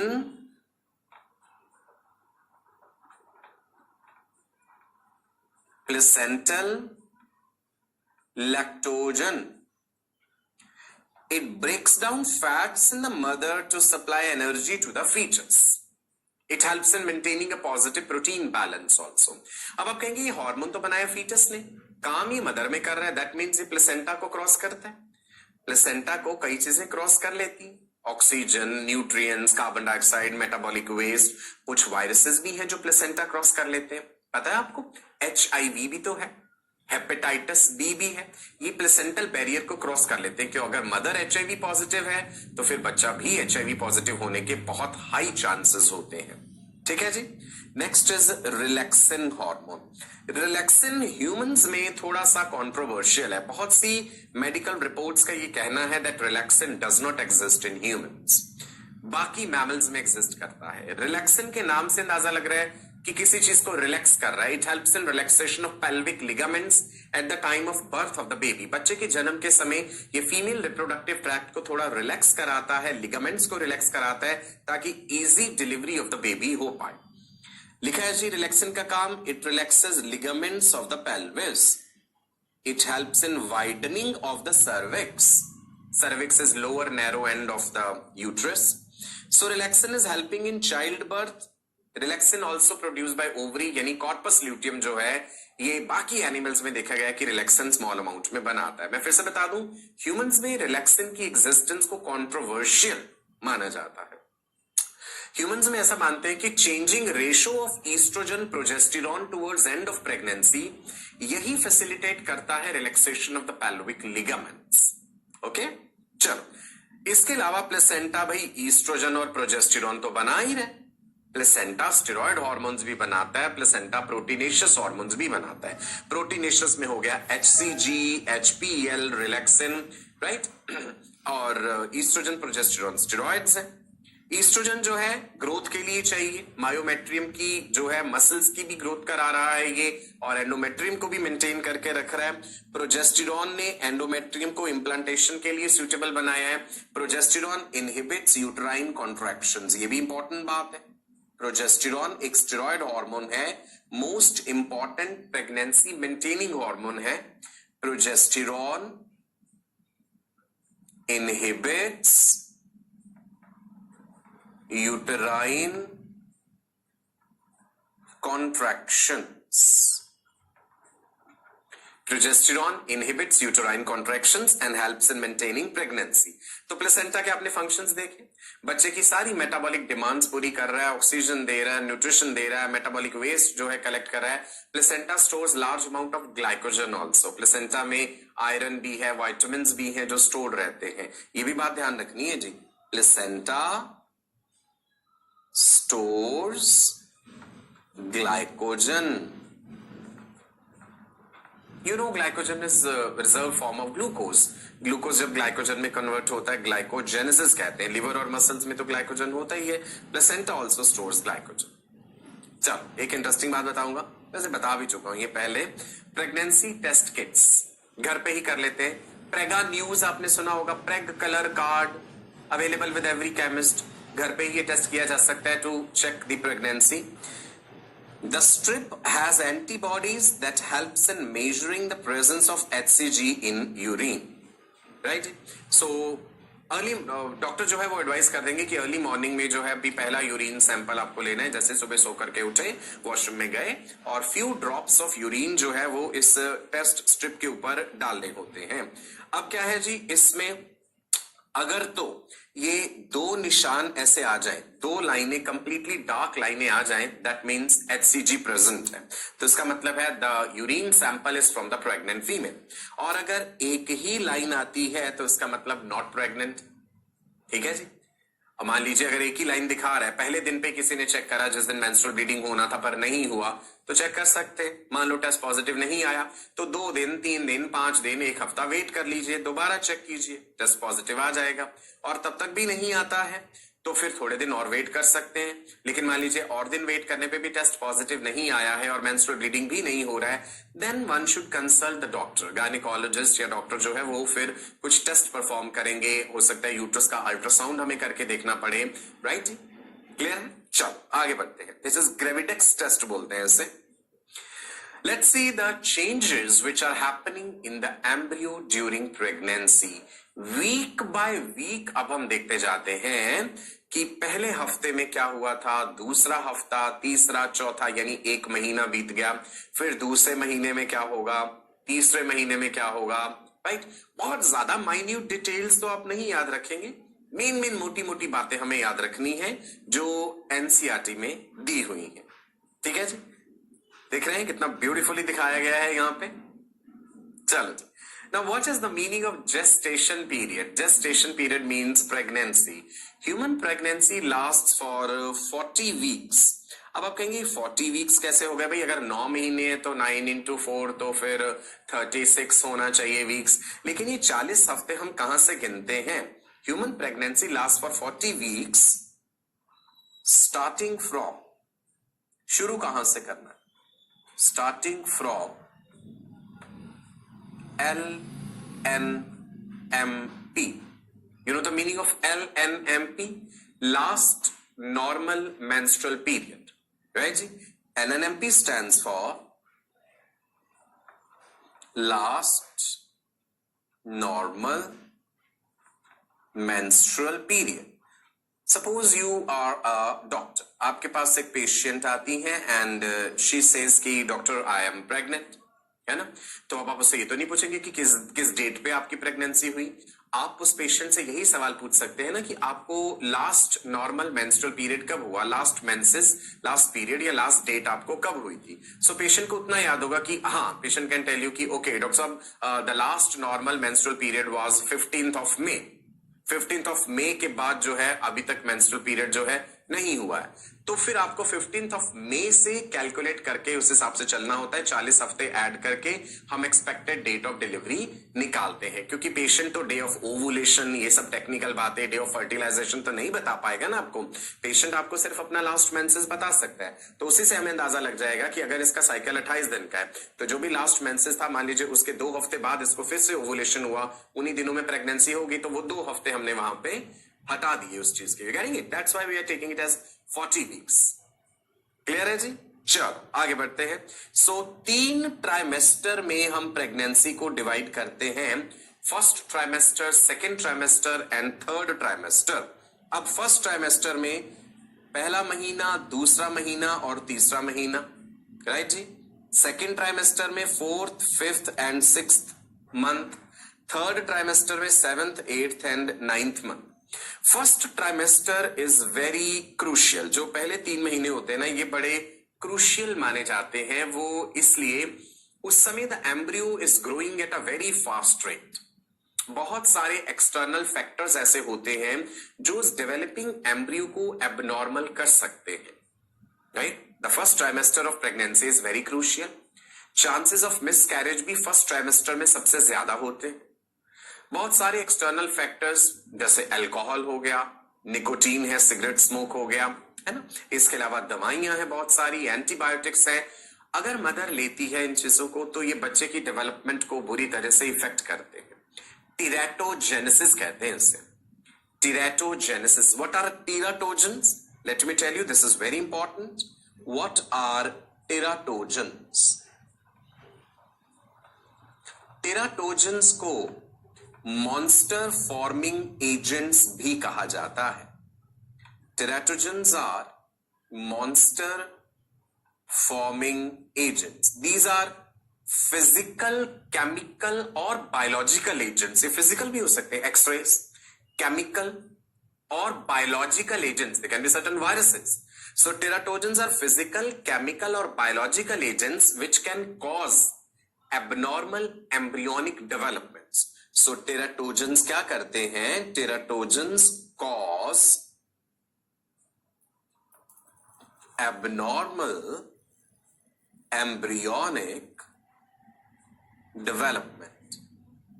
प्रेग्नेंट फीमेल को बहुत ज्यादा ध्यान रखना होता है, अपने आप कोई दवाई भी नहीं लेनी है, बिना डॉक्टर की कंसल्टेशन के कोई मेडिसिन नहीं लेना होता। Antibiotics are not given to pregnant females. कुछ सेफ क्लास एंटीबायोटिक्स होती हैं जो डॉक्टर ही प्रिस्क्राइब करके दे सकते हैं। इन जनरल हम एंटीबायोटिक्स नहीं देते। क्यों? बिकॉज एंटीबायोटिक्स किसी भी बैक्टीरिया को कैसे मारती है, या उसके डीएनए रेप्लिकेशन को रोकती है, सेल वॉल को रप्चर करती है। सो प्रेग्नेंट फीमेल अगर बिना डॉक्टर की कंसल्टेशन के अपने आप एंटीबायोटिक ले रही है, antibiotic may fail to distinguish between bacterial cells and fetal cells. Accidentally, the antibiotic can stop DNA transcription of the fetal cells. तो बहुत बड़ा नुकसान हो जाएगा ना। थैलिडोमाइड बेबी आपने सुना है? एक ड्रग होती है, एक दवाई होती है थैलिडोमाइड। माइल्ड सिडेटिव है, हल्की सी नींद आ जाती है इससे। देखिए प्रेगनेंसी के पहले 3 महीने में बॉडी में काफी बदलाव हो रहे हैं। मदर में एक वॉमिटिंग सेंसेशन भी होता है, नोजिया फीलिंग, है ना, घबराहट। इन सिम्टम्स से बचने के लिए अगर वो थैलिडोमाइड ड्रग का प्रयोग करती है, सो इससे क्या होता है कि जो बच्चा डेवलप होता है बेबी में, थैलिडोमाइड जो है it causes phocomelia, very dangerous. Thalidomide दवाई जो है इट कॉजेस फोकोमीलिया। फोकोमीलिया क्या होता है? Malformation of the fetal limbs. बच्चे के हाथ पैर नहीं बन पाएंगे प्रॉपर्ली, उनकी जगह पेंगुइन जैसे फ्लिपर्स बन जाते हैं। So thalidomide drug consumption during pregnancy causes phocomelia. Phocomelia होता है बेटा, इट इज मैल फॉर्मेशन, मतलब ठीक से नहीं बन पाए, malformation of fetal limbs. In place of limbs flippers are formed. तो फिर डॉक्टर्स को पता चला कि भाई थैलिडोमाइड ड्रग प्रेग्नेंट फीमेल को लेनी ही नहीं चाहिए, तो बैंड है, ये प्रेगनेंसी के टाइम पे नहीं लेनी है। You getting it? The first trimester is very crucial. There are many factors which can cause abnormal development of the baby. So pregnant female, she has to be very careful about all these things. Clear है जी? Now, पढ़ते हैं क्या लिखा है? The first 4 weeks of pregnancy include ovulation, fertilization, implantation and gastrulation. पहले 4 हफ्ते में ये सारी बातें हुई। मैंने वीक बाय वीक आपको बता दिया था। 14th डे पे ओवुलेशन, 15th डे पे फर्टिलाइजेशन, 25th डे पे इम्प्लांटेशन। स्टेप बाय स्टेप हमने ये सारी चीजें देख ली। और फर्टिलाइजेशन के लगभग 15 दिन बाद गैस्ट्रुलेशन। तो पहले महीने में यानी पहले 4 हफ्ते में ये चारों बातें हो रही हैं, ओवुलेशन, फर्टिलाइजेशन, इम्प्लांटेशन, गैस्ट्रुलेशन। एकदम क्लियर होने चाहिए फंडे आपके। चलो जी, इधर देखिए कितनी खूबसूरती से दिखाया हुआ है ये ह्यूमन एम्ब्रियो। से छोटे से टेडपोल जैसा लग रहा है। हम आगे इवोल्यूशन में पढ़ेंगे कि अपनी डेवलपमेंट की शुरुआती स्टेजेस में जो वर्टिब्रेट्स हैं या कॉर्डेट्स हैं, इनके एम्ब्रियो लगभग एक जैसे से लगते हैं। ऐसे टेल भी नजर आ रही है, छोटी सी पूंछ, छोटे छोटे हाथ नजर आ रहे, और वो जो उसमें रस्सी जैसी चीज है उसकी नाभि के साथ जुड़ी हुई, that is what is umbilical cord. इसी अम्बिलिकल कॉर्ड के अंदर ब्लड वेसल्स हैं, 2 अम्बिलिकल आर्टरीज हैं, एक अम्बिलिकल वेन है। और बच्चे का सिर देखिए कितना बड़ा है as compared to the rest of the body. Baby का हेड जो है वो प्रोपोर्शनेटली ज्यादा बड़ा है। A larger bodies to brain वाला सीन जो है, रेशो जो है आप देखिए। तभी हम कहते हैं कि ह्यूमंस जो है सबसे ज्यादा इंटेलिजेंट हैं। हमारी बॉडी देखिए और ब्रेन देखिए, we have a proportionately larger brain controlling this body. Interesting है ना? इस बहुत बड़े दिमाग को एकोमोडेट करने के लिए बड़ा सिर भी चाहिए। तो बड़ा सिर अगर होगा तो फिर बहुत ज्यादा बेबीज यूट्रस में अकोमोडेट नहीं हो पाएंगे। ये बात मैंने आपको बताई थी कि जानवरों के केस में क्या है कि गाय भैंस का जो बछड़ा है पैदा होने के कुछ समय बाद ही अपने आप खड़ा भी हो जाता है, चलने लगता है, अपने आप को फीड भी कर लेता है। ह्यूमन बेबी इतना हेल्पलेस क्यों होता है जन्म के समय? क्योंकि ह्यूमन बेबी का ब्रेन जन्म के समय उतना ज्यादा डेवलप्ड नहीं है जितना कि गाय भैंस या बाकी जानवरों के बच्चों का है। हमारा उतना ज्यादा डेवलप्ड क्यों नहीं है? क्योंकि उतना बड़ा सिर हम रखना अफोर्ड नहीं कर सकते। We have bipedal locomotion. Uterus में कोई बहुत बड़ी चीज होगी तो उसके मिसकैरेज के चांसेस उतने ज्यादा हो जाएंगे। गाय भैंसों के केस में, बाकी जानवरों के केस में दे टेट्रापॉड, 4 टांगों पे है। The weight of pregnancy is supported 4 टांगों पे, so they can afford to have a bigger baby. We can not afford to have a very big sized baby. Clear है जी? चलो बढ़े आगे। नाउ मंथ बाय मंथ देखते हैं इसमें क्या क्या चेंजेस हो रहे हैं। कुछ चेंजेस आपको आज बताता हूं, कुछ चेंजेस अगली क्लास में बताएंगे। इंटरेस्ट डेवलप हो रहा है ना, एक फीलिंग आनी चाहिए आप में कि भाई हम मेडिकल की पढ़ाई कर रहे हैं। जितनी मजबूत नींव आपकी अभी होगी ना, और इंटरेस्ट के साथ चीजों में इंटरेस्ट कैसे बनता है? जब आप गौर से सुनते हैं, समझते हैं और आपको सच में समझ आ जाती है, आपको ये कॉन्फिडेंस आ जाता है कि जितनी इंफॉर्मेशन मैंने ले ली, मैं किसी दूसरे को भी अच्छे से समझा सकता हूँ, किसी के सवालों के जवाब दे सकता हूँ, मल्टीपल चॉइस क्वेश्चंस प्रैक्टिस कर सकता हूँ या कर सकती हूँ। तब हमें कॉन्फिडेंस आता है उस चीज में, इंटरेस्ट डेवलप होता है और ज्यादा जानने की जिज्ञासा होती है। That is what we want at this platform, कि आपके अंदर ना वो जिज्ञासा डेवलप हो जाए, बस चीजों को जानने की, अच्छे से समझने की और फिर उस इंफॉर्मेशन को अप्लाई करने की। कहते हैं ना, एजुकेशन एक ऐसा वेपन है, ऐसा टूल है जिससे आप पूरे संसार को बदल सकते हैं। तो यही हम चाहते हैं कि आप ऐसा कर पाए। चलो जी, चेंजेस इन द एम्ब्रियो जो पहले 4 हफ्ते हैं, पहला ट्राइमेस्टर है, फर्स्ट ट्राइमेस्टर है, राइट जी। उसमें पहले महीने में इंपॉर्टेंट डेवलपमेंट है formation of the heart. This is very important. दिल का बनना बड़ा जरूरी है। दिल बनेगा, दिल धड़केगा, तभी तो वो ऑक्सीजन न्यूट्रिएंट्स पंप कर पाएगा ना सब जगह। That is why the formation of heart is very important.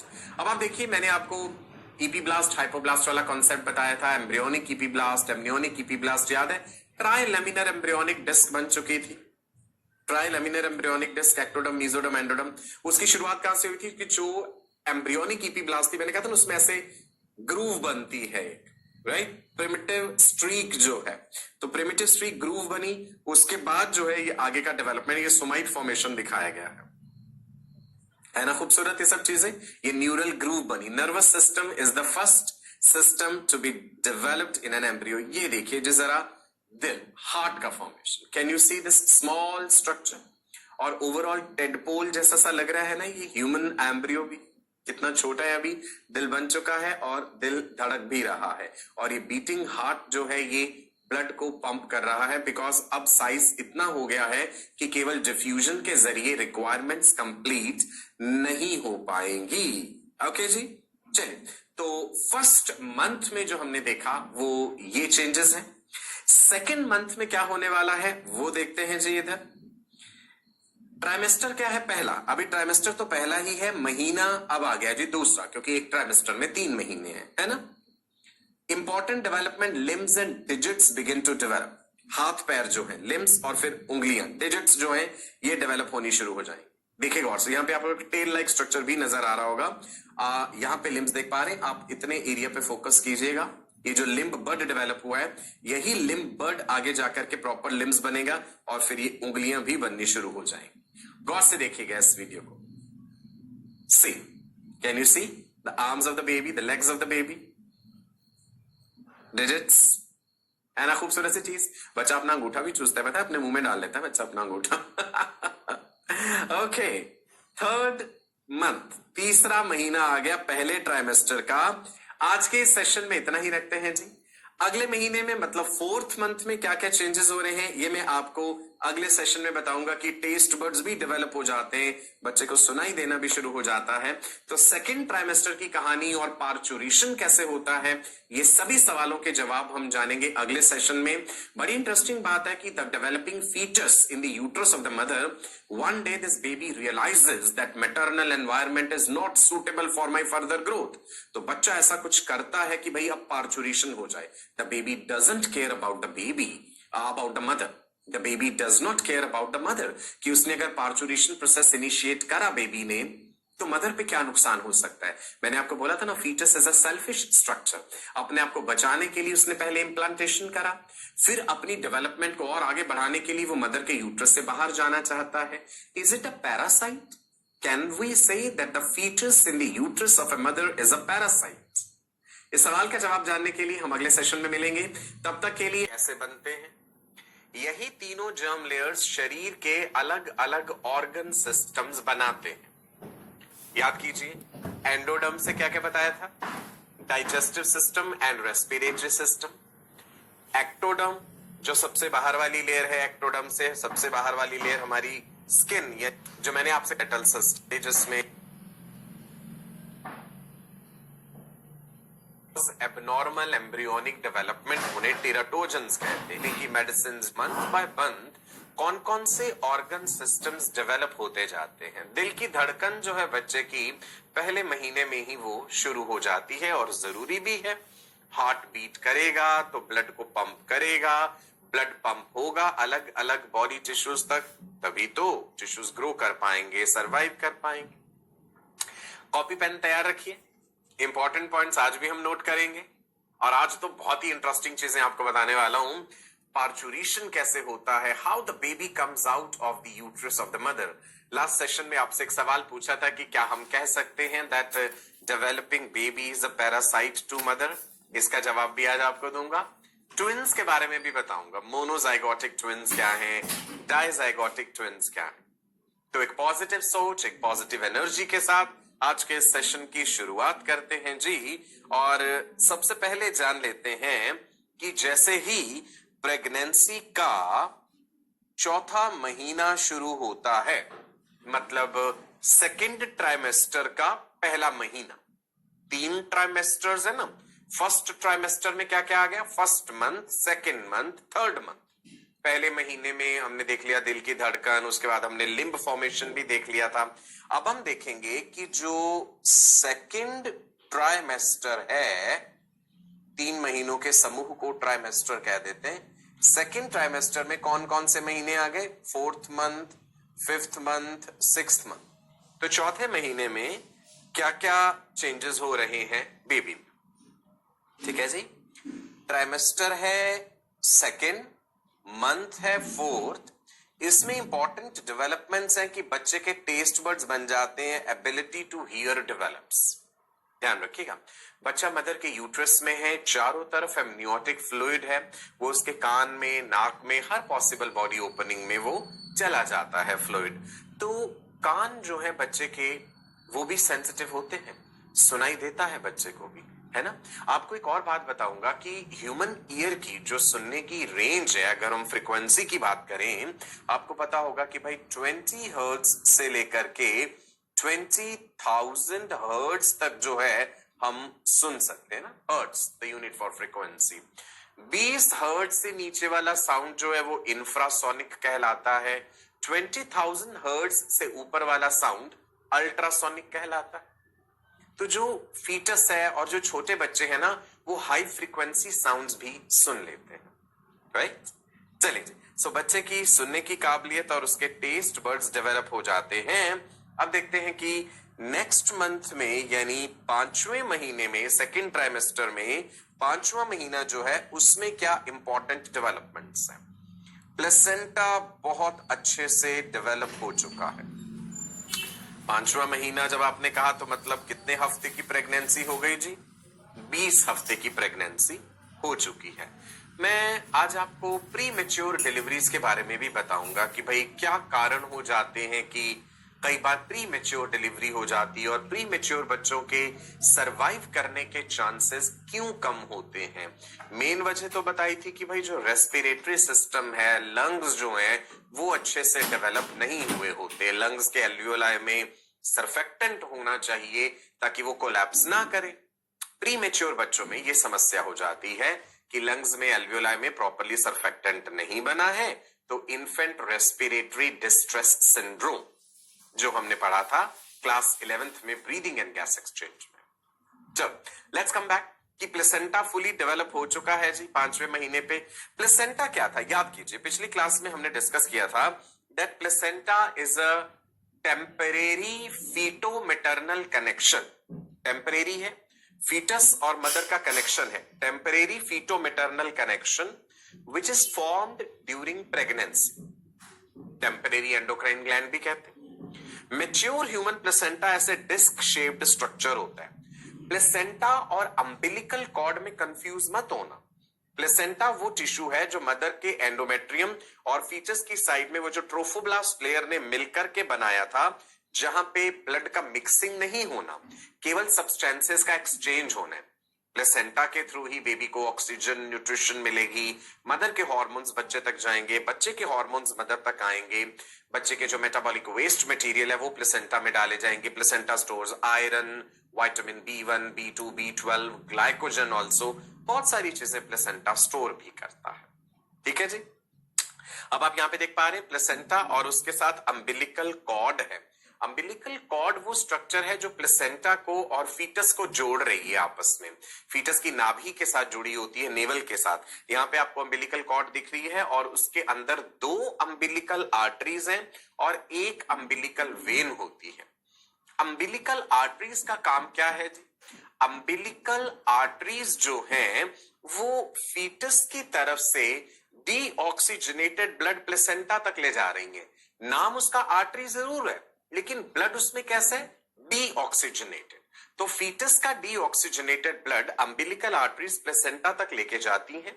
वहां पे ब्लड का ऑक्सीजनेशन होता है, ऑक्सीडेशन नहीं, ऑक्सीजनेशन होता है। और 1 अम्बिलिकल वेन वो ब्लड फीटस की तरफ लेके आती है प्लेसेंटा से, और पहले ये ऑक्सीजनेटेड ब्लड बच्चे के लिवर को दिया जाता है। बच्चे के लिवर को ये ब्लड देने के बाद अम्बिलिकल वेन जो है it continues as ductus venosus और ये इंफीरियर वेना केवा में जाके ज्वाइन करती है। फीटल सर्कुलेशन में भी हम पढ़ेंगे कि पूरे शरीर में बच्चे के जो है वो मिक्स्ड ब्लड सर्कुलेट करता है, oxygenated as well as deoxygenated. ठीक है जी। सो फिलहाल यहाँ पे क्या दिखाया जा रहा है, मैच्योर ह्यूमन प्लेसेंटा आपने देखा, बच्चे के जन्म के समय ये प्लेसेंटा भी शेड हो जाएगा, अम्बिलिकल कॉर्ड को दो जगह से क्लम्प करके बीच में से काट देंगे हम। I will show you that also अभी जब हम पार्चुरेशन के बारे में पढ़ेंगे, ठीक है जी। सो 5वें महीने की बात कर रहे हैं प्रेगनेंसी की प्लेसेंटा फुली डेवलप हो चुका है जी। आगे बढ़ते हैं कि 6th मंथ में यानी सेकेंड ट्राइमेस्टर खत्म होने वाला है जी। सेकेंड ट्राइमेस्टर में मंथ 4, मंथ 5 और मंथ 6 ही तो है। ट्राइमेस्टर हो गया सेकेंड, महीना है 6th, eyelashes are formed and fine hair grows. Eyelashes जो है वो बन जाती हैं बच्चे की, शरीर पे बाल भी आ जाते हैं।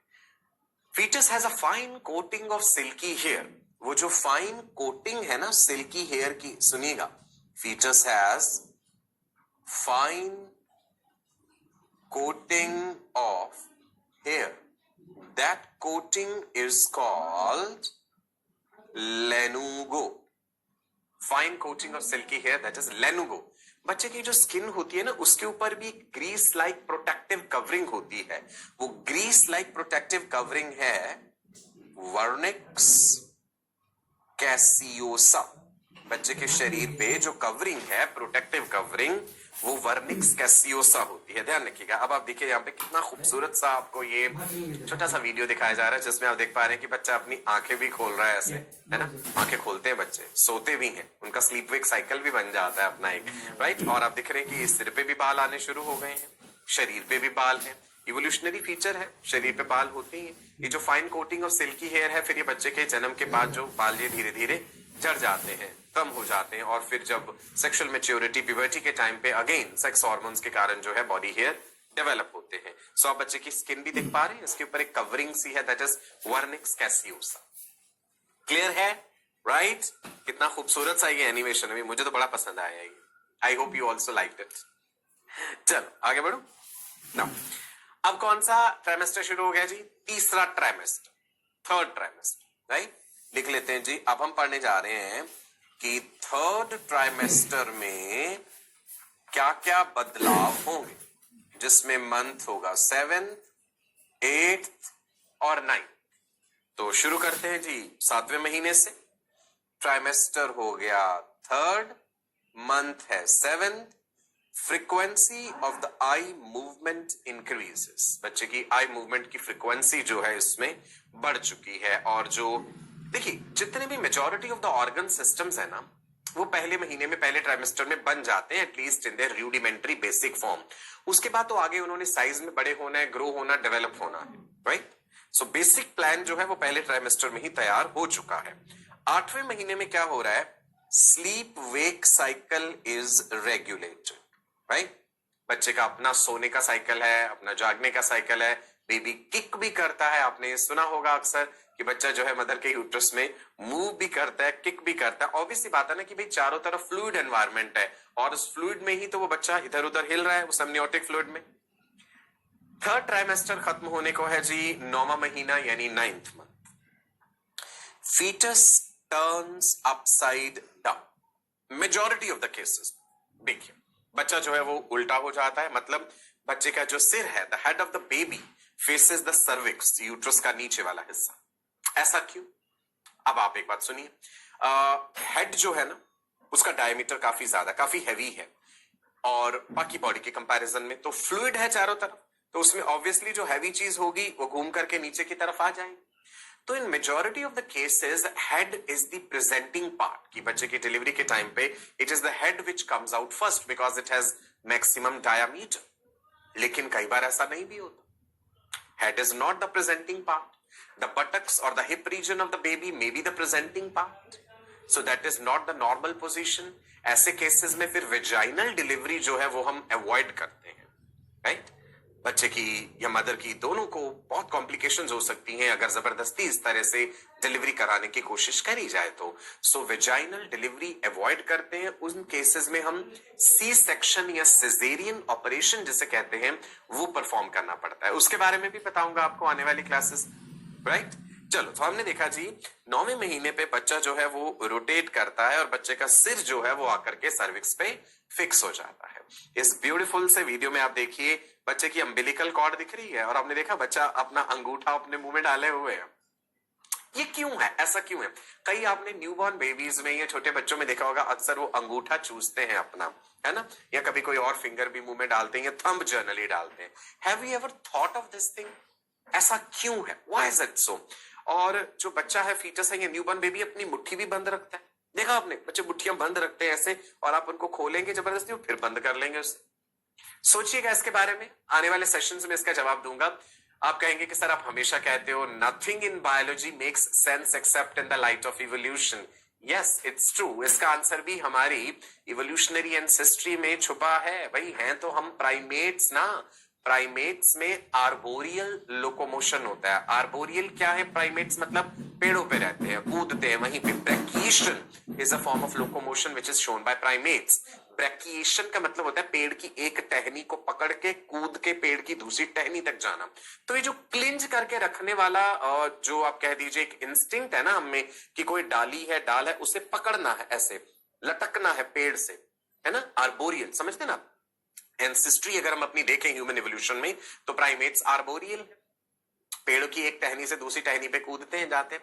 सो वो जेनेटिकली इंस्टिंक्ट जो है बच्चे में होता है कि भाई मैं सुरक्षित हूं, मैंने किसी चीज को पकड़ के रखा है।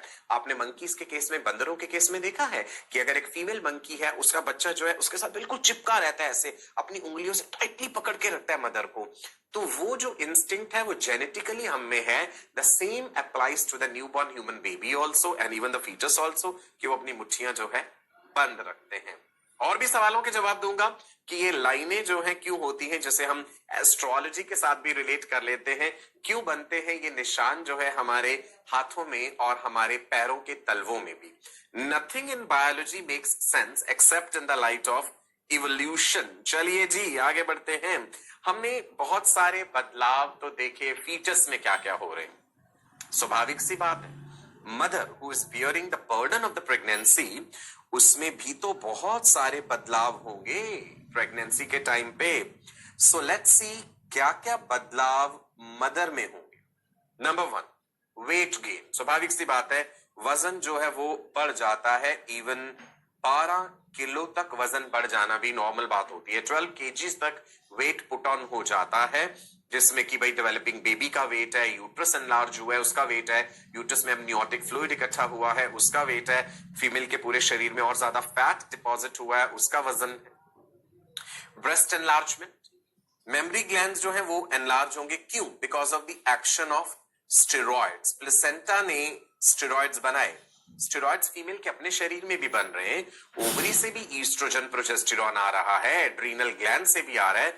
लेकिन प्लेसेंटा जब बन गया है, फुली डेवलप्ड हो गया है, तो placenta large amount of steroids बना रहा है, मुख्य रूप से oestrogen progesterone. Oestrogen causes growth of the mammary tissue, mammary glands की ग्रोथ कराता है और ज्यादा।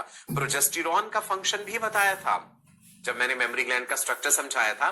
Progesterone causes priming of the mammary tissue. Priming से मतलब ये था कि मेमोरी ग्लैंड पे प्रोलैक्टिन के लिए जो है रिसेप्टर्स बनवाता है ताकि प्रोलैक्टिन एक्ट करने पाए। तो अब प्रेगनेंसी के टाइम पे ब्रेस्ट एनलार्जमेंट होता है, वह जी। इंक्रीज इन यूरिनरी फ्रीक्वेंसी, ऐसा क्यों? सोचिए, देखिए यूरिनरी ब्लैडर एक certain amount of urine hold करके रख सकता है। जब प्रेगनेंसी हो गई है, यूट्रस में बेबी डेवलप कर रहा है, तो यूट्रस का साइज बढ़ेगा, uterus enlarges enormously. Non pregnant stage में यूट्रस का साइज मुर्गी के अंडे से थोड़ा सा बड़ा होता है। प्रेग्नेंट जब हो गया यूट्रस, तो कई 100 गुना बड़ा हो जाता है uterus, right. It has to accommodate large baby, 3, 3.5, 4 kilo तक का बच्चा हो सकता है। एमनियोटिक फ्लूइड भी है, तो इतनी सब चीजों को संभालने के लिए एक बहुत बड़े वाटरमेलन जितना हो सकता है यूट्रस। तो जब यूट्रस साइज में बढ़ा, तो यूरिनरी ब्लैडर पे तो प्रेशर पड़ेगा ना, ब्लैडर को एक्सपेंड करने के लिए ज्यादा जगह नहीं मिलेगी, इसलिए फीमेल ज्यादा देर तक यूरिन होल्ड करके नहीं रख पाएंगी। That is the reason that repeatedly she will have to go for urination, right. Clear हुई ये बात? नोजिया फीलिंग, नोजिया का मतलब क्या कि भाई ऐसे जी मिचलाना, चक्कर आना टाइप, ऐसा क्यों हो जाता है? सुनिए, पहले 3 महीने में ये कॉमन है, ज्यादा है। This is basically because of the increase in level of progesterone. Progesterone hormone का लेवल बढ़ने से ये नोजिया फीलिंग रहती है। क्या इवोल्यूशन में इसका भी कोई जवाब मिलेगा, क्यों है ये नोजिया फीलिंग, है ना? सुनिए जी, again nothing in biology makes sense except in the light of evolution. सुनिए, पहले ट्राइमेस्टर में नोजिया फीलिंग होना स्वाभाविक है प्रोजेस्टेरॉन के एलिवेटेड लेवल के कारण। First trimester is very crucial because baby is developing at a very fast rate. बहुत सारे एक्सटर्नल फैक्टर्स ऐसे हैं जो उस बच्चे में एबनॉर्मेलिटी कर सकते हैं। तो मदर नेचर ने कुछ ऐसा कर दिया कि भाई पहले 3 महीने में फीमेल जो है, प्रेग्नेंट लेडी जो है, मदर जो है, उसका मन जो है वो ऐसा हो जाए कि उसे हर कोई भी चीज खाने का मन नहीं कर रहा, भाई ये पसंद नहीं आ रहा, वो पसंद नहीं आ रहा, सिर्फ कुछ सिलेक्टेड हल्की फुल्की फूड आइटम्स हैं जो उसको अच्छी लगेंगी, वो सिंपल फूड खाए। वो क्यों? ताकि उसके यूट्रस में पल रहा बच्चा सुरक्षित रहे। अगर वो कुछ भी खा लेगी, जंक फूड एनीथिंग, उसका मन करता रहेगा, उसे उल्टी आने वाली फीलिंग ही नहीं हो रही है, तो वो कुछ भी खाए जा रही है, तो बच्चे तक नुकसानदायक चीज ना कहीं पहुंच जाए। You getting it? That is the evolutionary relationship which mother nature has done actually. You got it? First 3 month जब बीत जाते हैं तो फिर ये फीलिंग धीरे धीरे धीरे जो है खत्म हो जाती है। आपने अक्सर टीवी में, वीडियोस में जगह जगह देखा होगा कि प्रेगनेंसी के टाइम पे फीमेल्स को जो है सोर फूड सब्सटेंसेस या खट्टी चीजें खाना पसंद होता है। ये कोई जरूरी नहीं है, एक बड़ी स्टीरियोटिपिकल सी बात है। किसी का मन किसी भी चीज के लिए हो सकता है। सम फीमेल्स में स्टार्ट लाइकिंग स्वीट्स, किसी को चॉकलेट खाना पसंद हो सकता है, किसी को आइसक्रीम पसंद आ सकती है, ये कोई जरूरी नहीं है। टेस्ट बड्स जो होते हैं ना, हाई लेवल ऑफ प्रोजेस्टेरॉन के कारण फूड प्रेफरेंस, फूड टेस्ट बदल जाता है। बस जो चीजें पहले बहुत अच्छी लगती हैं वो नापसंद हो जाती हैं, जो पहले नापसंद होती हैं वो पसंद आने लग सकती हैं। ये भी हो सकता है। कुछ लोगों को क्या होता है कि मिल्क की स्मेल से प्रॉब्लम हो जाती है, कि जैसे किचन में मिल्क बॉईल कर रहे हैं, उसकी जो स्मेल आएगी वो अच्छी नहीं लगती, कि उनका मिल्क पीने का मन नहीं है। So different people experience different things. Okay, right? चलिए जी, आगे बढ़ते हैं। Instances in the life of a pregnant women. Pregnancy calendar की अगर हम बात करें, आप देखिए कि first trimester, second trimester, third trimester, baby bump जिसे हम कह देते हैं, कितना क्लियरली विजिबल होने लग जाता है second trimester onwards, right? Mother she puts on weight also, as I told you 12 kilo तक वजन बढ़ा है। कुछ फीमेल्स में तो ये बहुत ज्यादा हो जाता है, 15 किलो, 17 किलो, 20 किलो तक भी बढ़ सकता है। सो अक्सर गांव देहात में या एक मानसिकता है कि भाई प्रेगनेंसी के टाइम पे बहुत ज्यादा घी खाना चाहिए, बहुत ज्यादा नट्स खाने चाहिए। वो that is not the right approach. Blood cholesterol level बढ़ेगा, ब्लड प्रेशर की समस्या हो जाएगी। सो अपनी डाइट को डॉक्टर के अनुसार, जो डॉक्टर ने प्रिस्क्राइब करा है, वही लेना चाहिए। हेल्दी न्यूट्रिशियस डाइट लेनी चाहिए। चलो, स्टेप बाय स्टेप हमने देखा कि भाई कौन से महीने पे क्या बदलाव हो रहे हैं प्रेगनेंसी में, मदर में क्या चेंजेस आ रहे हैं, बच्चे में क्या चेंजेस आ रहे हैं। अब हम देखते हैं पार्चुरेशन की ये प्रक्रिया। फाइनली वो स्टेज आ गई कि जब बच्चा और ज्यादा समय तक मदर के यूट्रस में नहीं रह सकता। The baby wants to come out, right? So the process of delivery of the foetus, that is parturition. Now let's understand this. Average duration of human pregnancy is about 9 months, which is called as what? Which is called as gestation period, जो हमने समझ लिया। At the end of gestation, जब pregnancy खत्म हुई, typical uterus has grown from about 7.5 centimeters in length and 30 to 40 grams in weight. Non pregnant uterus का जो size है 7.5 सेंटीमीटर और वजन 30 से 40 ग्राम है। जब प्रेगनेंसी एंड हुई तब ये यूट्रस 30 सेंटीमीटर हो चुका है लंबाई में और लगभग 1 किलो से ज्यादा हो चुका है वजन। इमेजिन, 30 ग्राम से वो 1100 ग्राम, 1 किलो 100 ग्राम, इतना ज्यादा एनॉर्मसली साइज इंक्रीज हो चुका है, राइट? द यूट्रस में contain about 2 litres of fluid के साथ फीटस, प्लेसेंटा, और टोटल वजन जो इस चीज का है ना 6 से 7 किलो तक हो सकता है। यूट्रस का वजन, उसमें जो फ्लूइड है, उसमें जो बेबी है, प्लेसेंटा है, इन सारी चीजों का वजन मिला करके 6-7 किलो तक हो जाता है। तो ये समझना जरूरी है। ये बातें एनसीईआरटी में चाहे नहीं लिखी, आप मेडिकल स्टूडेंट्स हैं, आप डॉक्टर बनने जा रहे हैं, you are expected to know all these things. हर चीज पे हम ये नहीं कह सकते कि एनसीईआरटी में मेंशन नहीं है। ओके, नाउ पार्चुरेशन कैसे होना है? सिंपल सी बात है कि भाई यूट्रस को कॉन्ट्रैक्ट होना पड़ेगा and the baby will be expelled out. But it is a complex neuro endocrine mechanism जिसमें फीटस का रोल भी है, जिसमें प्लेसेंटा का रोल भी है। हम वो डिटेल में समझेंगे अभी। Vigorous contractions of the uterus at the end of pregnancy causes delivery or expulsion of the fetus. Vigorous contractions. आपको याद है कौन सा हार्मोन यूट्राइन कॉन्ट्रैक्शंस करवाता है? It is oxytocin. तो ऑक्सीटोसिन का लेवल बढ़ाना होगा, शरीर में कुछ ऐसा मैकेनिज्म होना चाहिए कि ऑक्सीटोसिन का लेवल इंक्रीज कर जाए। The process of delivery of fetus is what is parturition and it is induced by a complex neuroendocrine mechanism. ये NCERT का as it is sentence है, इस पे क्वेश्चन भी कई बार आ जाता है। Parturition is a complex neuroendocrine mechanism which is initiated by only fetus, only placenta, mother, fetus and placenta. The answer will be fetus and placenta. ठीक है, वेरी इंपॉर्टेंट, नोट कर लेंगे साथ साथ। Signals for parturition originate from fully developed fetus and placenta, right? This is very important and it can be framed as a question. There is induction of mild uterine contractions. Uterus में हल्के हल्के contractions शुरू होते हैं, fetal ejection reflex कहते हैं। This triggers release of oxytocin from maternal pituitary. Mother की pituitary gland से ऑक्सीटोसिन ज्यादा रिलीज होने लगता है। पूरा मैकेनिज्म आपको बताऊंगा, कैसे फीटस रोटेट करके नीचे की तरफ आया। नीचे की तरफ किधर? सर्विक्स की तरफ। मान लो ये है जी uterus, the lower narrow end of the uterus is called cervix. ये है जी नीचे vagina, right, this is cervix. तो बच्चे का सिर जो है वो आकर के सर्विक्स पे ऐसे टिक गया, राइट, ये रहा। This is what, this is the head of the foetus. ये सर्विक्स के स्ट्रेच रिसेप्टर्स को स्टिमुलेट करेगा। सर्विक्स में स्ट्रेच रिसेप्टर्स हैं, वो स्ट्रेच रिसेप्टर्स जब स्टिमुलेट होंगे ना बेटा, तो ये स्ट्रेच रिसेप्टर्स मैसेज सेंड करेंगे न्यूरॉन्स के थ्रू। किसको? न्यूरॉन्स के थ्रू ये मैसेज पहुंच जाएगा हाइपोथैलेमस तक। अभी आप आगे और डिटेल में देखेंगे। बच्चे के सिर का जो प्रेशर लगा है सर्विक्स पर, वहां पे स्ट्रेच रिसेप्टर स्टिमुलेट हुए।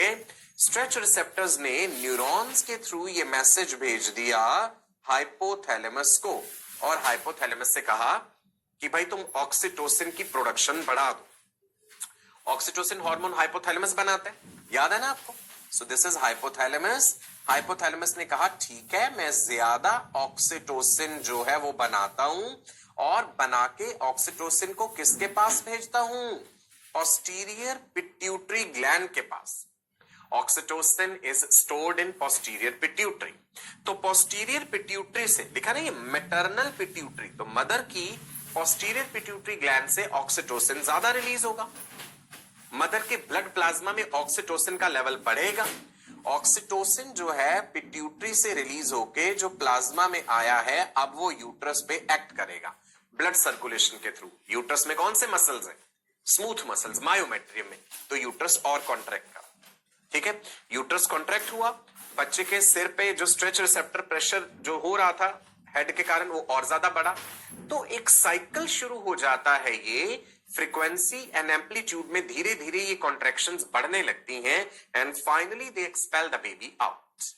क्लियर है? So parturition is a complex neuroendocrine mechanism which is initiated by fully developed fetus as well as placenta. दोनों मिलके ये डिसाइड करते हैं कि भाई अब जो है समय आ चुका है कि मदर के यूट्रस से बाहर जाना चाहिए। Let's understand this fetal ejection reflex, important heading दे लीजिए, fetal ejection reflex। यहां से शुरू करते हैं। fully developed fetus pushes down into the birth canal। बच्चा रोटेट हुआ, मेजॉरिटी ऑफ द केसेस में। अल्ट्रासाउंड जब हम करते हैं, सोनोग्राफी में हमें पता चल जाता है कि भाई सब कुछ ठीक ठाक है, बच्चा रोटेट कर चुका है, बच्चे का हेड जो है सर्विक्स पे आके एडजस्ट हो गया है, बर्थ कैनाल की तरफ बढ़ रहा है। बर्थ कैनाल क्या है? Cervical canal plus vagina, they are forming the birth canal. अगर हम अल्ट्रासाउंड करें और हमें पता चले that head is not the presenting part, तो फिर हम पेशेंट को पहले से बता देंगे कि भाई यहां पे नॉर्मल डिलीवरी की पॉसिबिलिटी नहीं है। एंड टाइम तक भी डॉक्टर वेट कर लेंगे, लास्ट डे तक भी बच्चा रोटेट कर भी सकता है।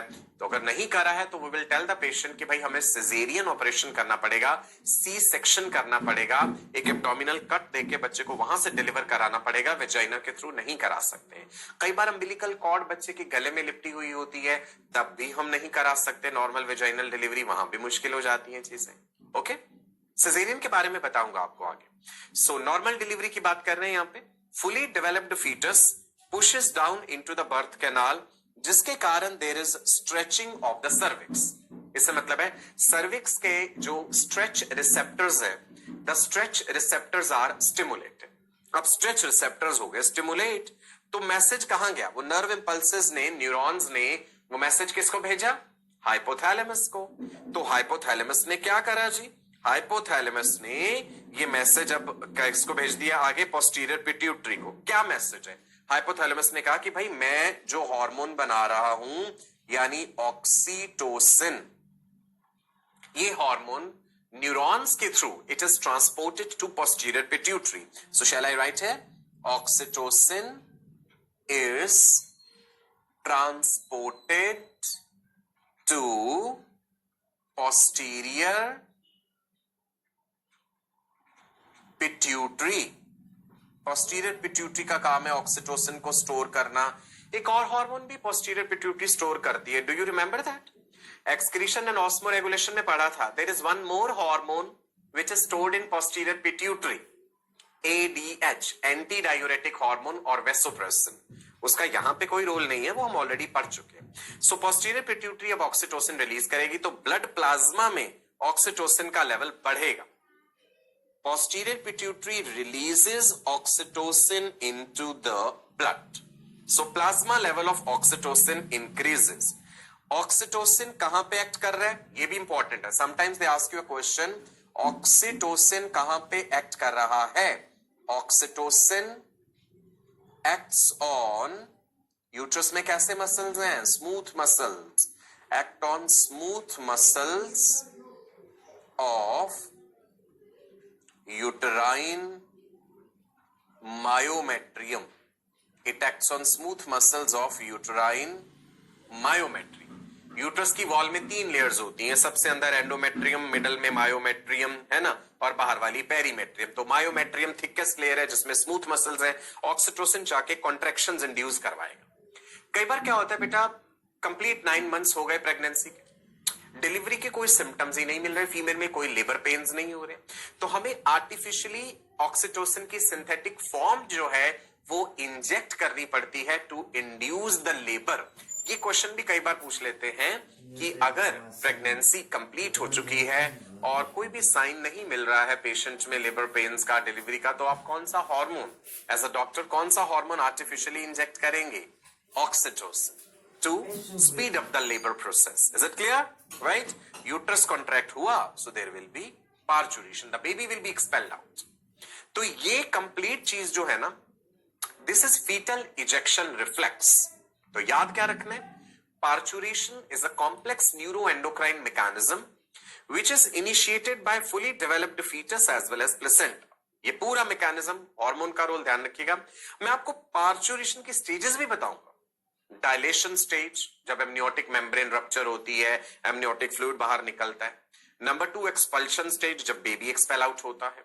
नंबर 3 बच्चे के एक्सपेल हो जाने के बाद प्लेसेंटा अभी भी अंदर प्रेजेंट है। So third stage is the afterbirth stage और the decidua stage. Now see, अब यहां पे छोटे से वीडियो में देखिए, आप देख पा रहे हैं बच्चे का पोजीशन देख पा रहे हैं। This is called the normal vertex position. बच्चे का सिर जो है सर्विक्स पे एडजस्टेड है और आपको ऊपर प्लेसेंटा भी नजर आ रहा है ना बच्चे के पैर के पास, ऐसे वो डिस्क शेप्ड स्ट्रक्चर जिससे अम्बिलिकल कॉर्ड जुड़ी हुई है। You can see placenta also. गौर से देखिएगा दोबारा इस वीडियो को, ये देखिए ऊपर आपको दिख रहा है वो डार्क कलर में placenta. You can see the head of the baby and can you see बच्चा किस तरह से ऐसे करके अपने आप को उसने फोल्ड करा हुआ है, अपने पैर भी मोड़े हुए हैं, मुट्ठियां भी बंद करी हुई हैं।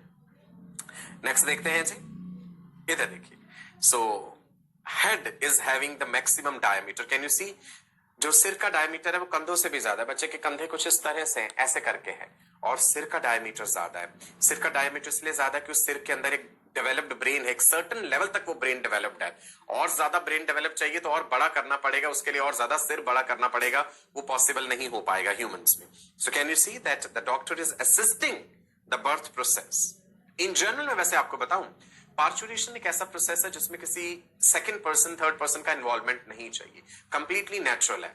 आप देखेंगे कि बाकी मैमल्स जो हैं, विविपैरस है mammals, they give birth to young ones, जंगल में है या जहां भी है अपने आप ही तो बच्चे पैदा करते हैं ना, कोई असिस्टेंस तो नहीं चाहिए.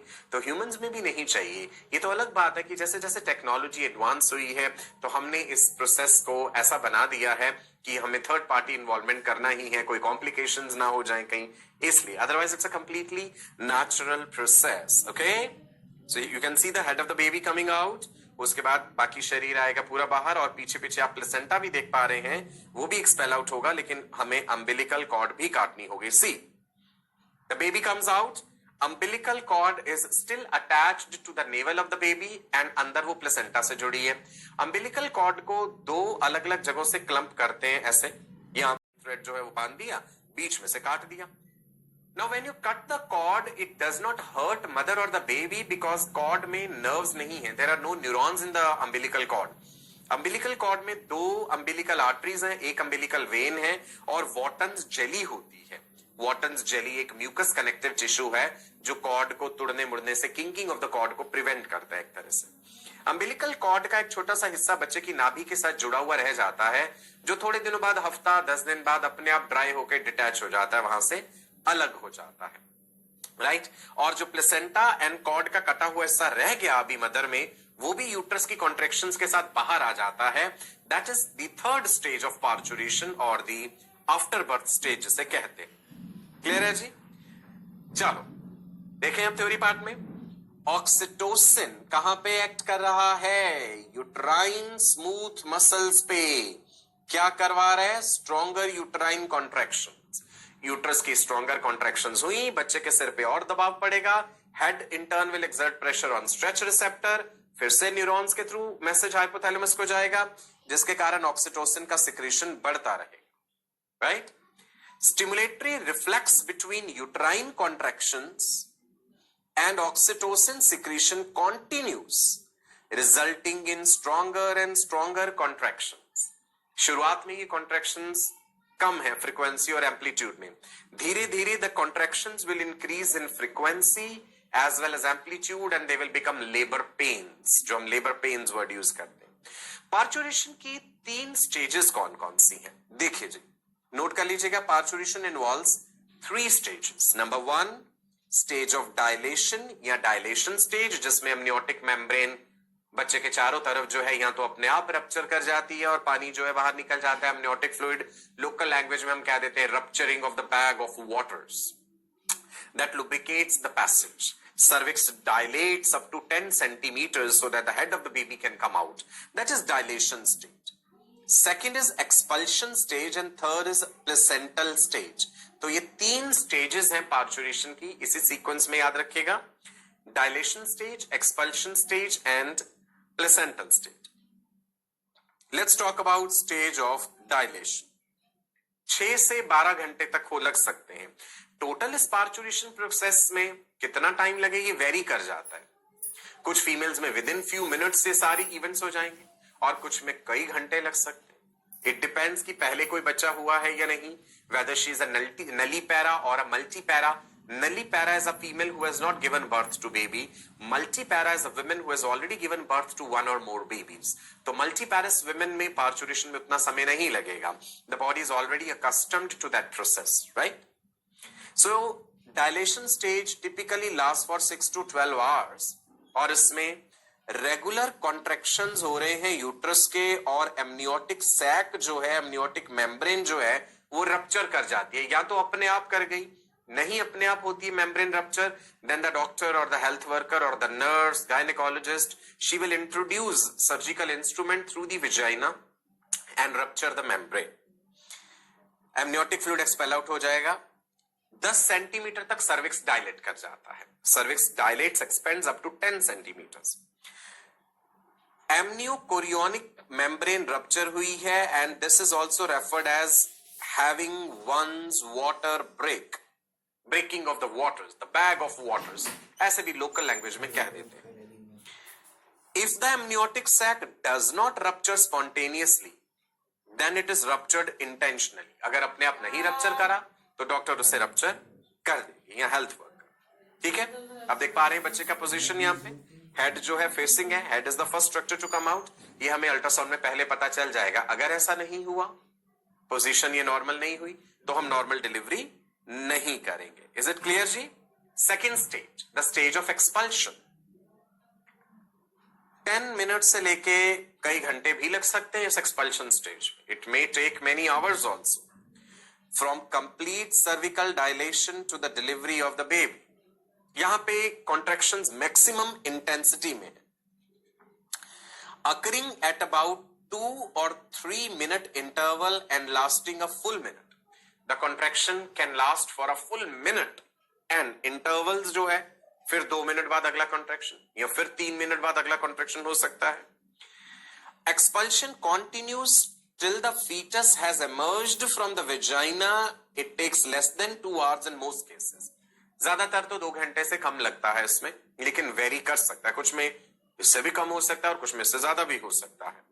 राइट जी?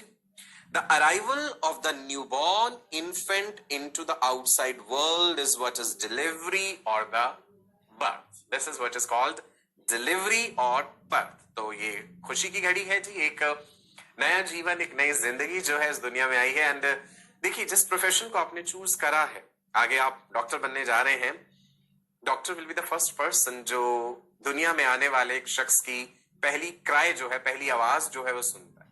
बच्चा आता है तो रोता है. इसका भी रीजन है कि हम रोते हुए क्यों आते हैं. राइट? सो वो आवाज सबसे पहले डॉक्टर के कानों में पड़ी, है ना. और जब एक इंसान की मृत्यु हुई तो उसका प्रमाण भी एक डॉक्टर ने दिया. सो कितना बड़ा ओहदा है, कितना बड़ा दर्जा है डॉक्टर का कि जन्म का प्रमाण पत्र भी डॉक्टर देता है. श्योरिटी सर्टिफिकेट, बर्थ सर्टिफिकेट, मृत्यु का प्रमाण पत्र भी डॉक्टर के हाथों से ही बनता है. राइट? चलिए जी. सो इतने ब्यूटीफुल प्रोफेशन के लिए आपने अपने आप को जो है तैयार करा है, कर रहे हैं. हमारी गुड विशेस आपके साथ हैं. बस मजबूत बने रहिए. बहुत सी इंटरेस्टिंग चीजें हैं पढ़ने के लिए बायोलॉजी में. आगे जाकर के और ज्यादा इंटरेस्टिंग हो जाएगा ये सब्जेक्ट. तीसरा स्टेज देखते हैं जी, प्लेसेंटल स्टेज. जैसा कि आप इस तस्वीर में देख पा रहे हैं, बेबी डिलीवर हो चुका है. बच्चे के साथ ही पूरा intact umbilical cord and intact placenta भी है. I think now you are able to clearly understand what is placenta, what is umbilical cord and foetus कहां पे. अब ये न्यूबॉर्न बेबी है, नियोनेट कहलाएगा. यहां पे हमने अम्बिलिकल कॉर्ड को काटा नहीं, ये पूरी की पूरी चीज इंटैक्ट बाहर आ गई है. प्लेसेंटल स्टेज जो है 5 से 30 मिनट या इससे ज्यादा तक लास्ट कर सकती है after delivery.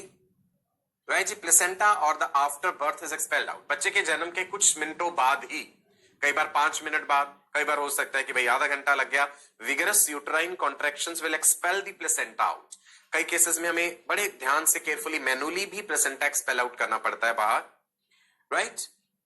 These contractions also constrict the blood vessels that were torn during delivery, reducing the likelihood of the hemorrhage. अब यूट्रस में प्लेसेंटल डिटैचमेंट हुआ है, ब्लड वेसल्स जो है वो भी रप्चर हुई हैं. सो वहां पे कॉन्ट्रैक्शंस के कारण ही फिर वो ब्लड वेसल्स कंस्ट्रिक्ट कर जाती हैं कि अब और ज्यादा हेमोरेज नहीं होगा, यूट्रस से और ज्यादा ब्लीडिंग नहीं होगी. क्लियर है जी? राइट? प्लेसेंटा और umbilical cord, then it is thrown out obviously. You can see in this diagram also, uterus contract हुआ, ejection of the placenta, placenta के साथ umbilical cord का कटा हुआ हिस्सा भी है. Clear है जी? तीनों stages of parturition, dilation stage, expulsion stage, after birth stage और the placental stage. कई carnivorous मैमल्स ऐसे हैं जो बच्चे के जन्म के बाद अपना प्लेसेंटा खा भी जाते हैं. आपने देखा होगा शायद बिल्लियों के केस में, कैट्स के केस में ऐसा होता है. वो इसलिए है कि भाई अगर बच्चे का जन्म हुआ है, वहां ब्लड लॉस भी हुआ है, टिश्यू पीसेस हैं, आसपास किसी दूसरे कार्निवोर को अगर उस चीज की स्मेल आ गई, खुशबू आ गई, तो वो वहां पे आकर के उनके बच्चे पे अटैक कर सकता है, उसे खा सकता है, मार सकता है. That's why. और जानवर जो है अपने न्यूबॉर्न बेबी को चाटते भी रहते हैं, है ना. आप देखा होगा अपनी टंग से चाट चाट के उसे साफ करते हैं, अपना सलाइवा लगा करके, ताकि उसे कोई इन्फेक्शन ना हो, क्योंकि सलाइवा में लाइसोजाइम भी होता है, which is bacteriocide. Again evolution के पास हर सवाल का जवाब है, जरूरी है आप समझने की कोशिश करें, आप में जिज्ञासा हो जानने की। प्री मेच्योर लेबर समझते हैं जी। प्री मेच्योर लेबर क्या है? It occurs when true labour begins before the foetus has completed the normal development. अभी बच्चे ने अपनी कंप्लीट डेवलपमेंट नहीं करी है, लेबर पेन्स शुरू हो गए, that is premature labour. The newborns chances of surviving are directly related to its body weight at delivery.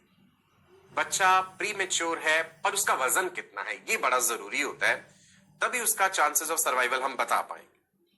Most fetuses born at 25 to 27 weeks of gestation, a birth weight under 600 grams, 600 ग्राम से भी कम है अगर बच्चे का वजन, और वो 25 से 27 हफ्ते पे डिलीवर हो गया है, very less chances of survival, the baby will die despite intensive neonatal care. Moreover, अगर हो भी गया, the survivors have a high risk of developmental abnormalities. कहने का मतलब है कि अगर बच्चे का जन्म के समय वजन बहुत कम हुआ, 600 ग्राम से भी कम है, तो उसके बच पाने के चांसेस बहुत ही कम होते हैं। अगर वो बच भी जाए तो फिर एबनॉर्मेलिटीज रह जाती हैं जीवन भर आगे के लिए। Premature delivery usually refers to a birth at 28 to 36 weeks. जब 28 से 36 हफ्ते के बीच में डिलीवरी हो जाए और जो बच्चा पैदा हो उसका वजन 1 किलो से कम है, so we will use the term premature delivery. 1 kg से भी अगर कम है तो।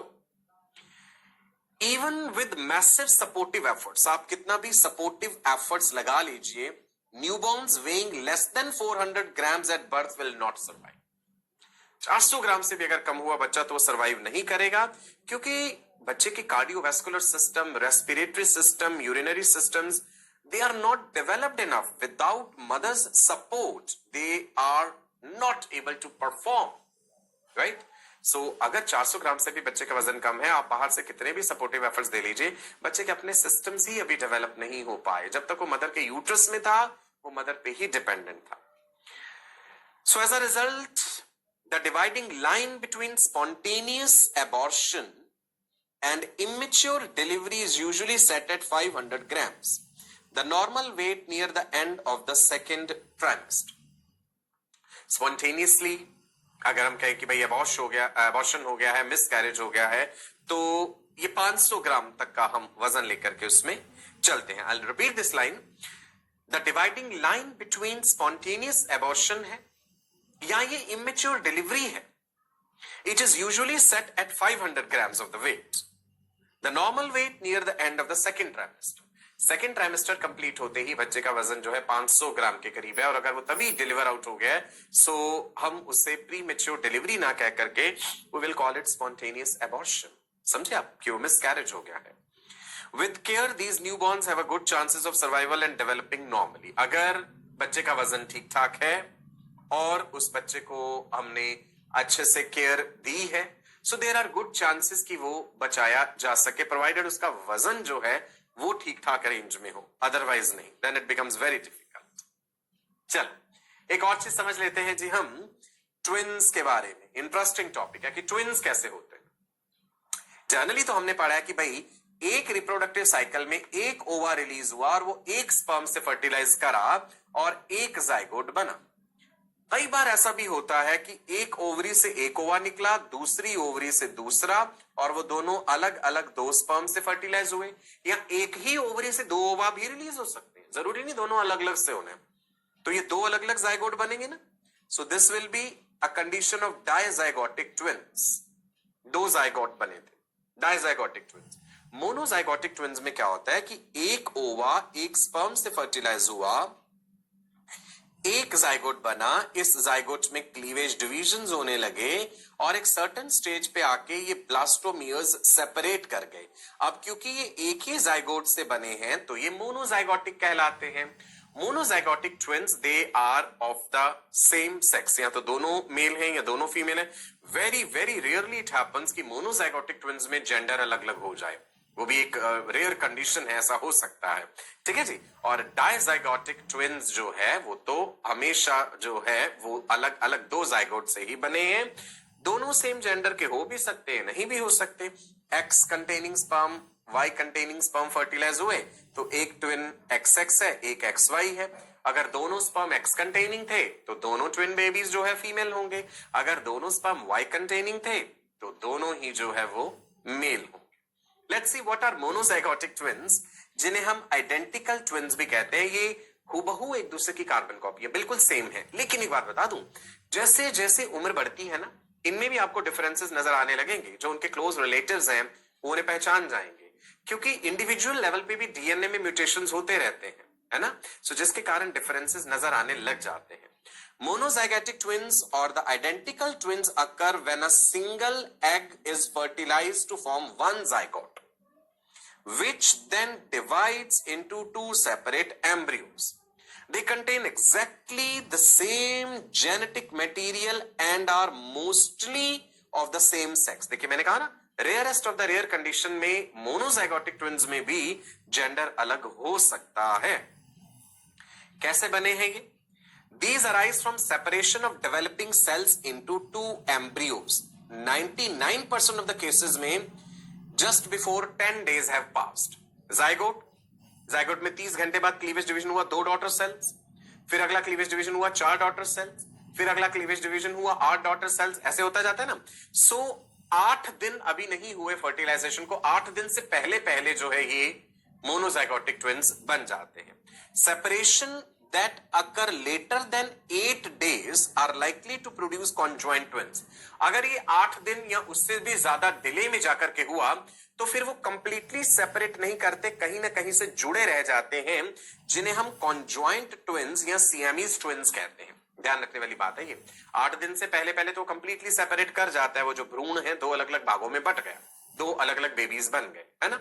नो, अगर 8 दिन के बाद हुआ तो वो जुड़े रह जाने की संभावना बहुत ज्यादा बढ़ जाती है। So we call them as the conjoined twins, Siamese twins भी कहते हैं। Conjoined twins are formed when the twins are joined together and share some of the body structures. Throughout the world ऐसे कई cases हुए हैं, आपने TV में देखे भी होंगे, यूट्यूब पे भी, कि ट्विन्स कॉन्जॉइंट होते हैं। वो सेपरेट उन्हें किया जा सकता है या नहीं, दैट तो डॉक्टर कैन डिसाइड कि शरीर के कितने मेजर वाइटल ऑर्गन्स जो हैं वो कॉमनली शेयर्ड हैं, उसी आधार पे डिसाइड हो सकता है कि उन्हें सेपरेट कर सकते हैं या नहीं। But it's a major surgery. ज्यादातर देखा गया है कि सेपरेट करने के बाद अगर एक ट्विन की डेथ होती है, the other one also doesn't survive. ये स्टैटिस्टिकली मैक्सिमम केसेस में देखा गया है। Non-conjointed monozygotic twins form up to the day 14 of embryonic development, but when twinning occurs after 14 days, the twins will likely to be conjoined. मैंने कहा 8 के बाद या फिर 14 दिन के बाद अगर हुआ तो conjoined twins बनने की संभावना बहुत ज्यादा हो जाती है। Dizygotic twins या fraternal twins, जहां पे 2 अलग अलग जाइगोट बने हैं, 2 अलग अलग ओवा फर्टिलाइज हुए, इनको हम नॉन आइडेंटिकल ट्विन्स भी कह देंगे, डिससिमिलर ट्विन्स भी कह देंगे, बाय ओव्यूलर ट्विन्स भी कह देंगे, and informally in the case of females, sororal twins. 2 fertilized eggs are implanted in the uterus wall at the same time. These are produced from independent release of 2 secondary oocytes. Ovary से 2 secondary oocyte निकले, या एक ही ovary से, या एक right से एक left से हो सकता है, और दोनों अलग अलग स्पर्म से फर्टिलाइज हुए हैं, तो 2 ट्विन्स जो बनेंगे वो डायजाइगोटिक हैं। दोनों मेल हो सकते हैं, दोनों फीमेल हो सकते हैं, एक मेल एक फीमेल हो सकता है, लेकिन इनके फीचर्स भी काफी हद तक मैच करते हैं क्योंकि उन्हें सेम इंट्रा यूट्राइन एनवायरमेंट मिला होता है। They are of the same age and in the uterus at the same time, but genetically they are dissimilar as any other sibling. Genetics तो dissimilar है, शक्ल सूरत कुछ हद तक मिलती है जरूर। Dizygotic twins may or may not be of the same gender or sex. Clear है जी?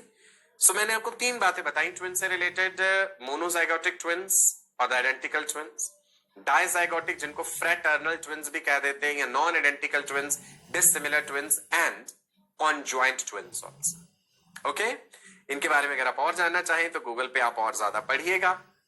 चलो, आज के इस सेशन में इतना ही। सो आई होप काफी इंटरेस्टिंग बातें आपने आज सीखी हैं। about parturition and about twins. Now let me tell you the answer to that question कि developing fetus एक parasite है या नहीं है. सुनिए, पैरासिटिज्म की ऑलमोस्ट सारी कंडीशंस ये सेटिस्फाई कर रहा है.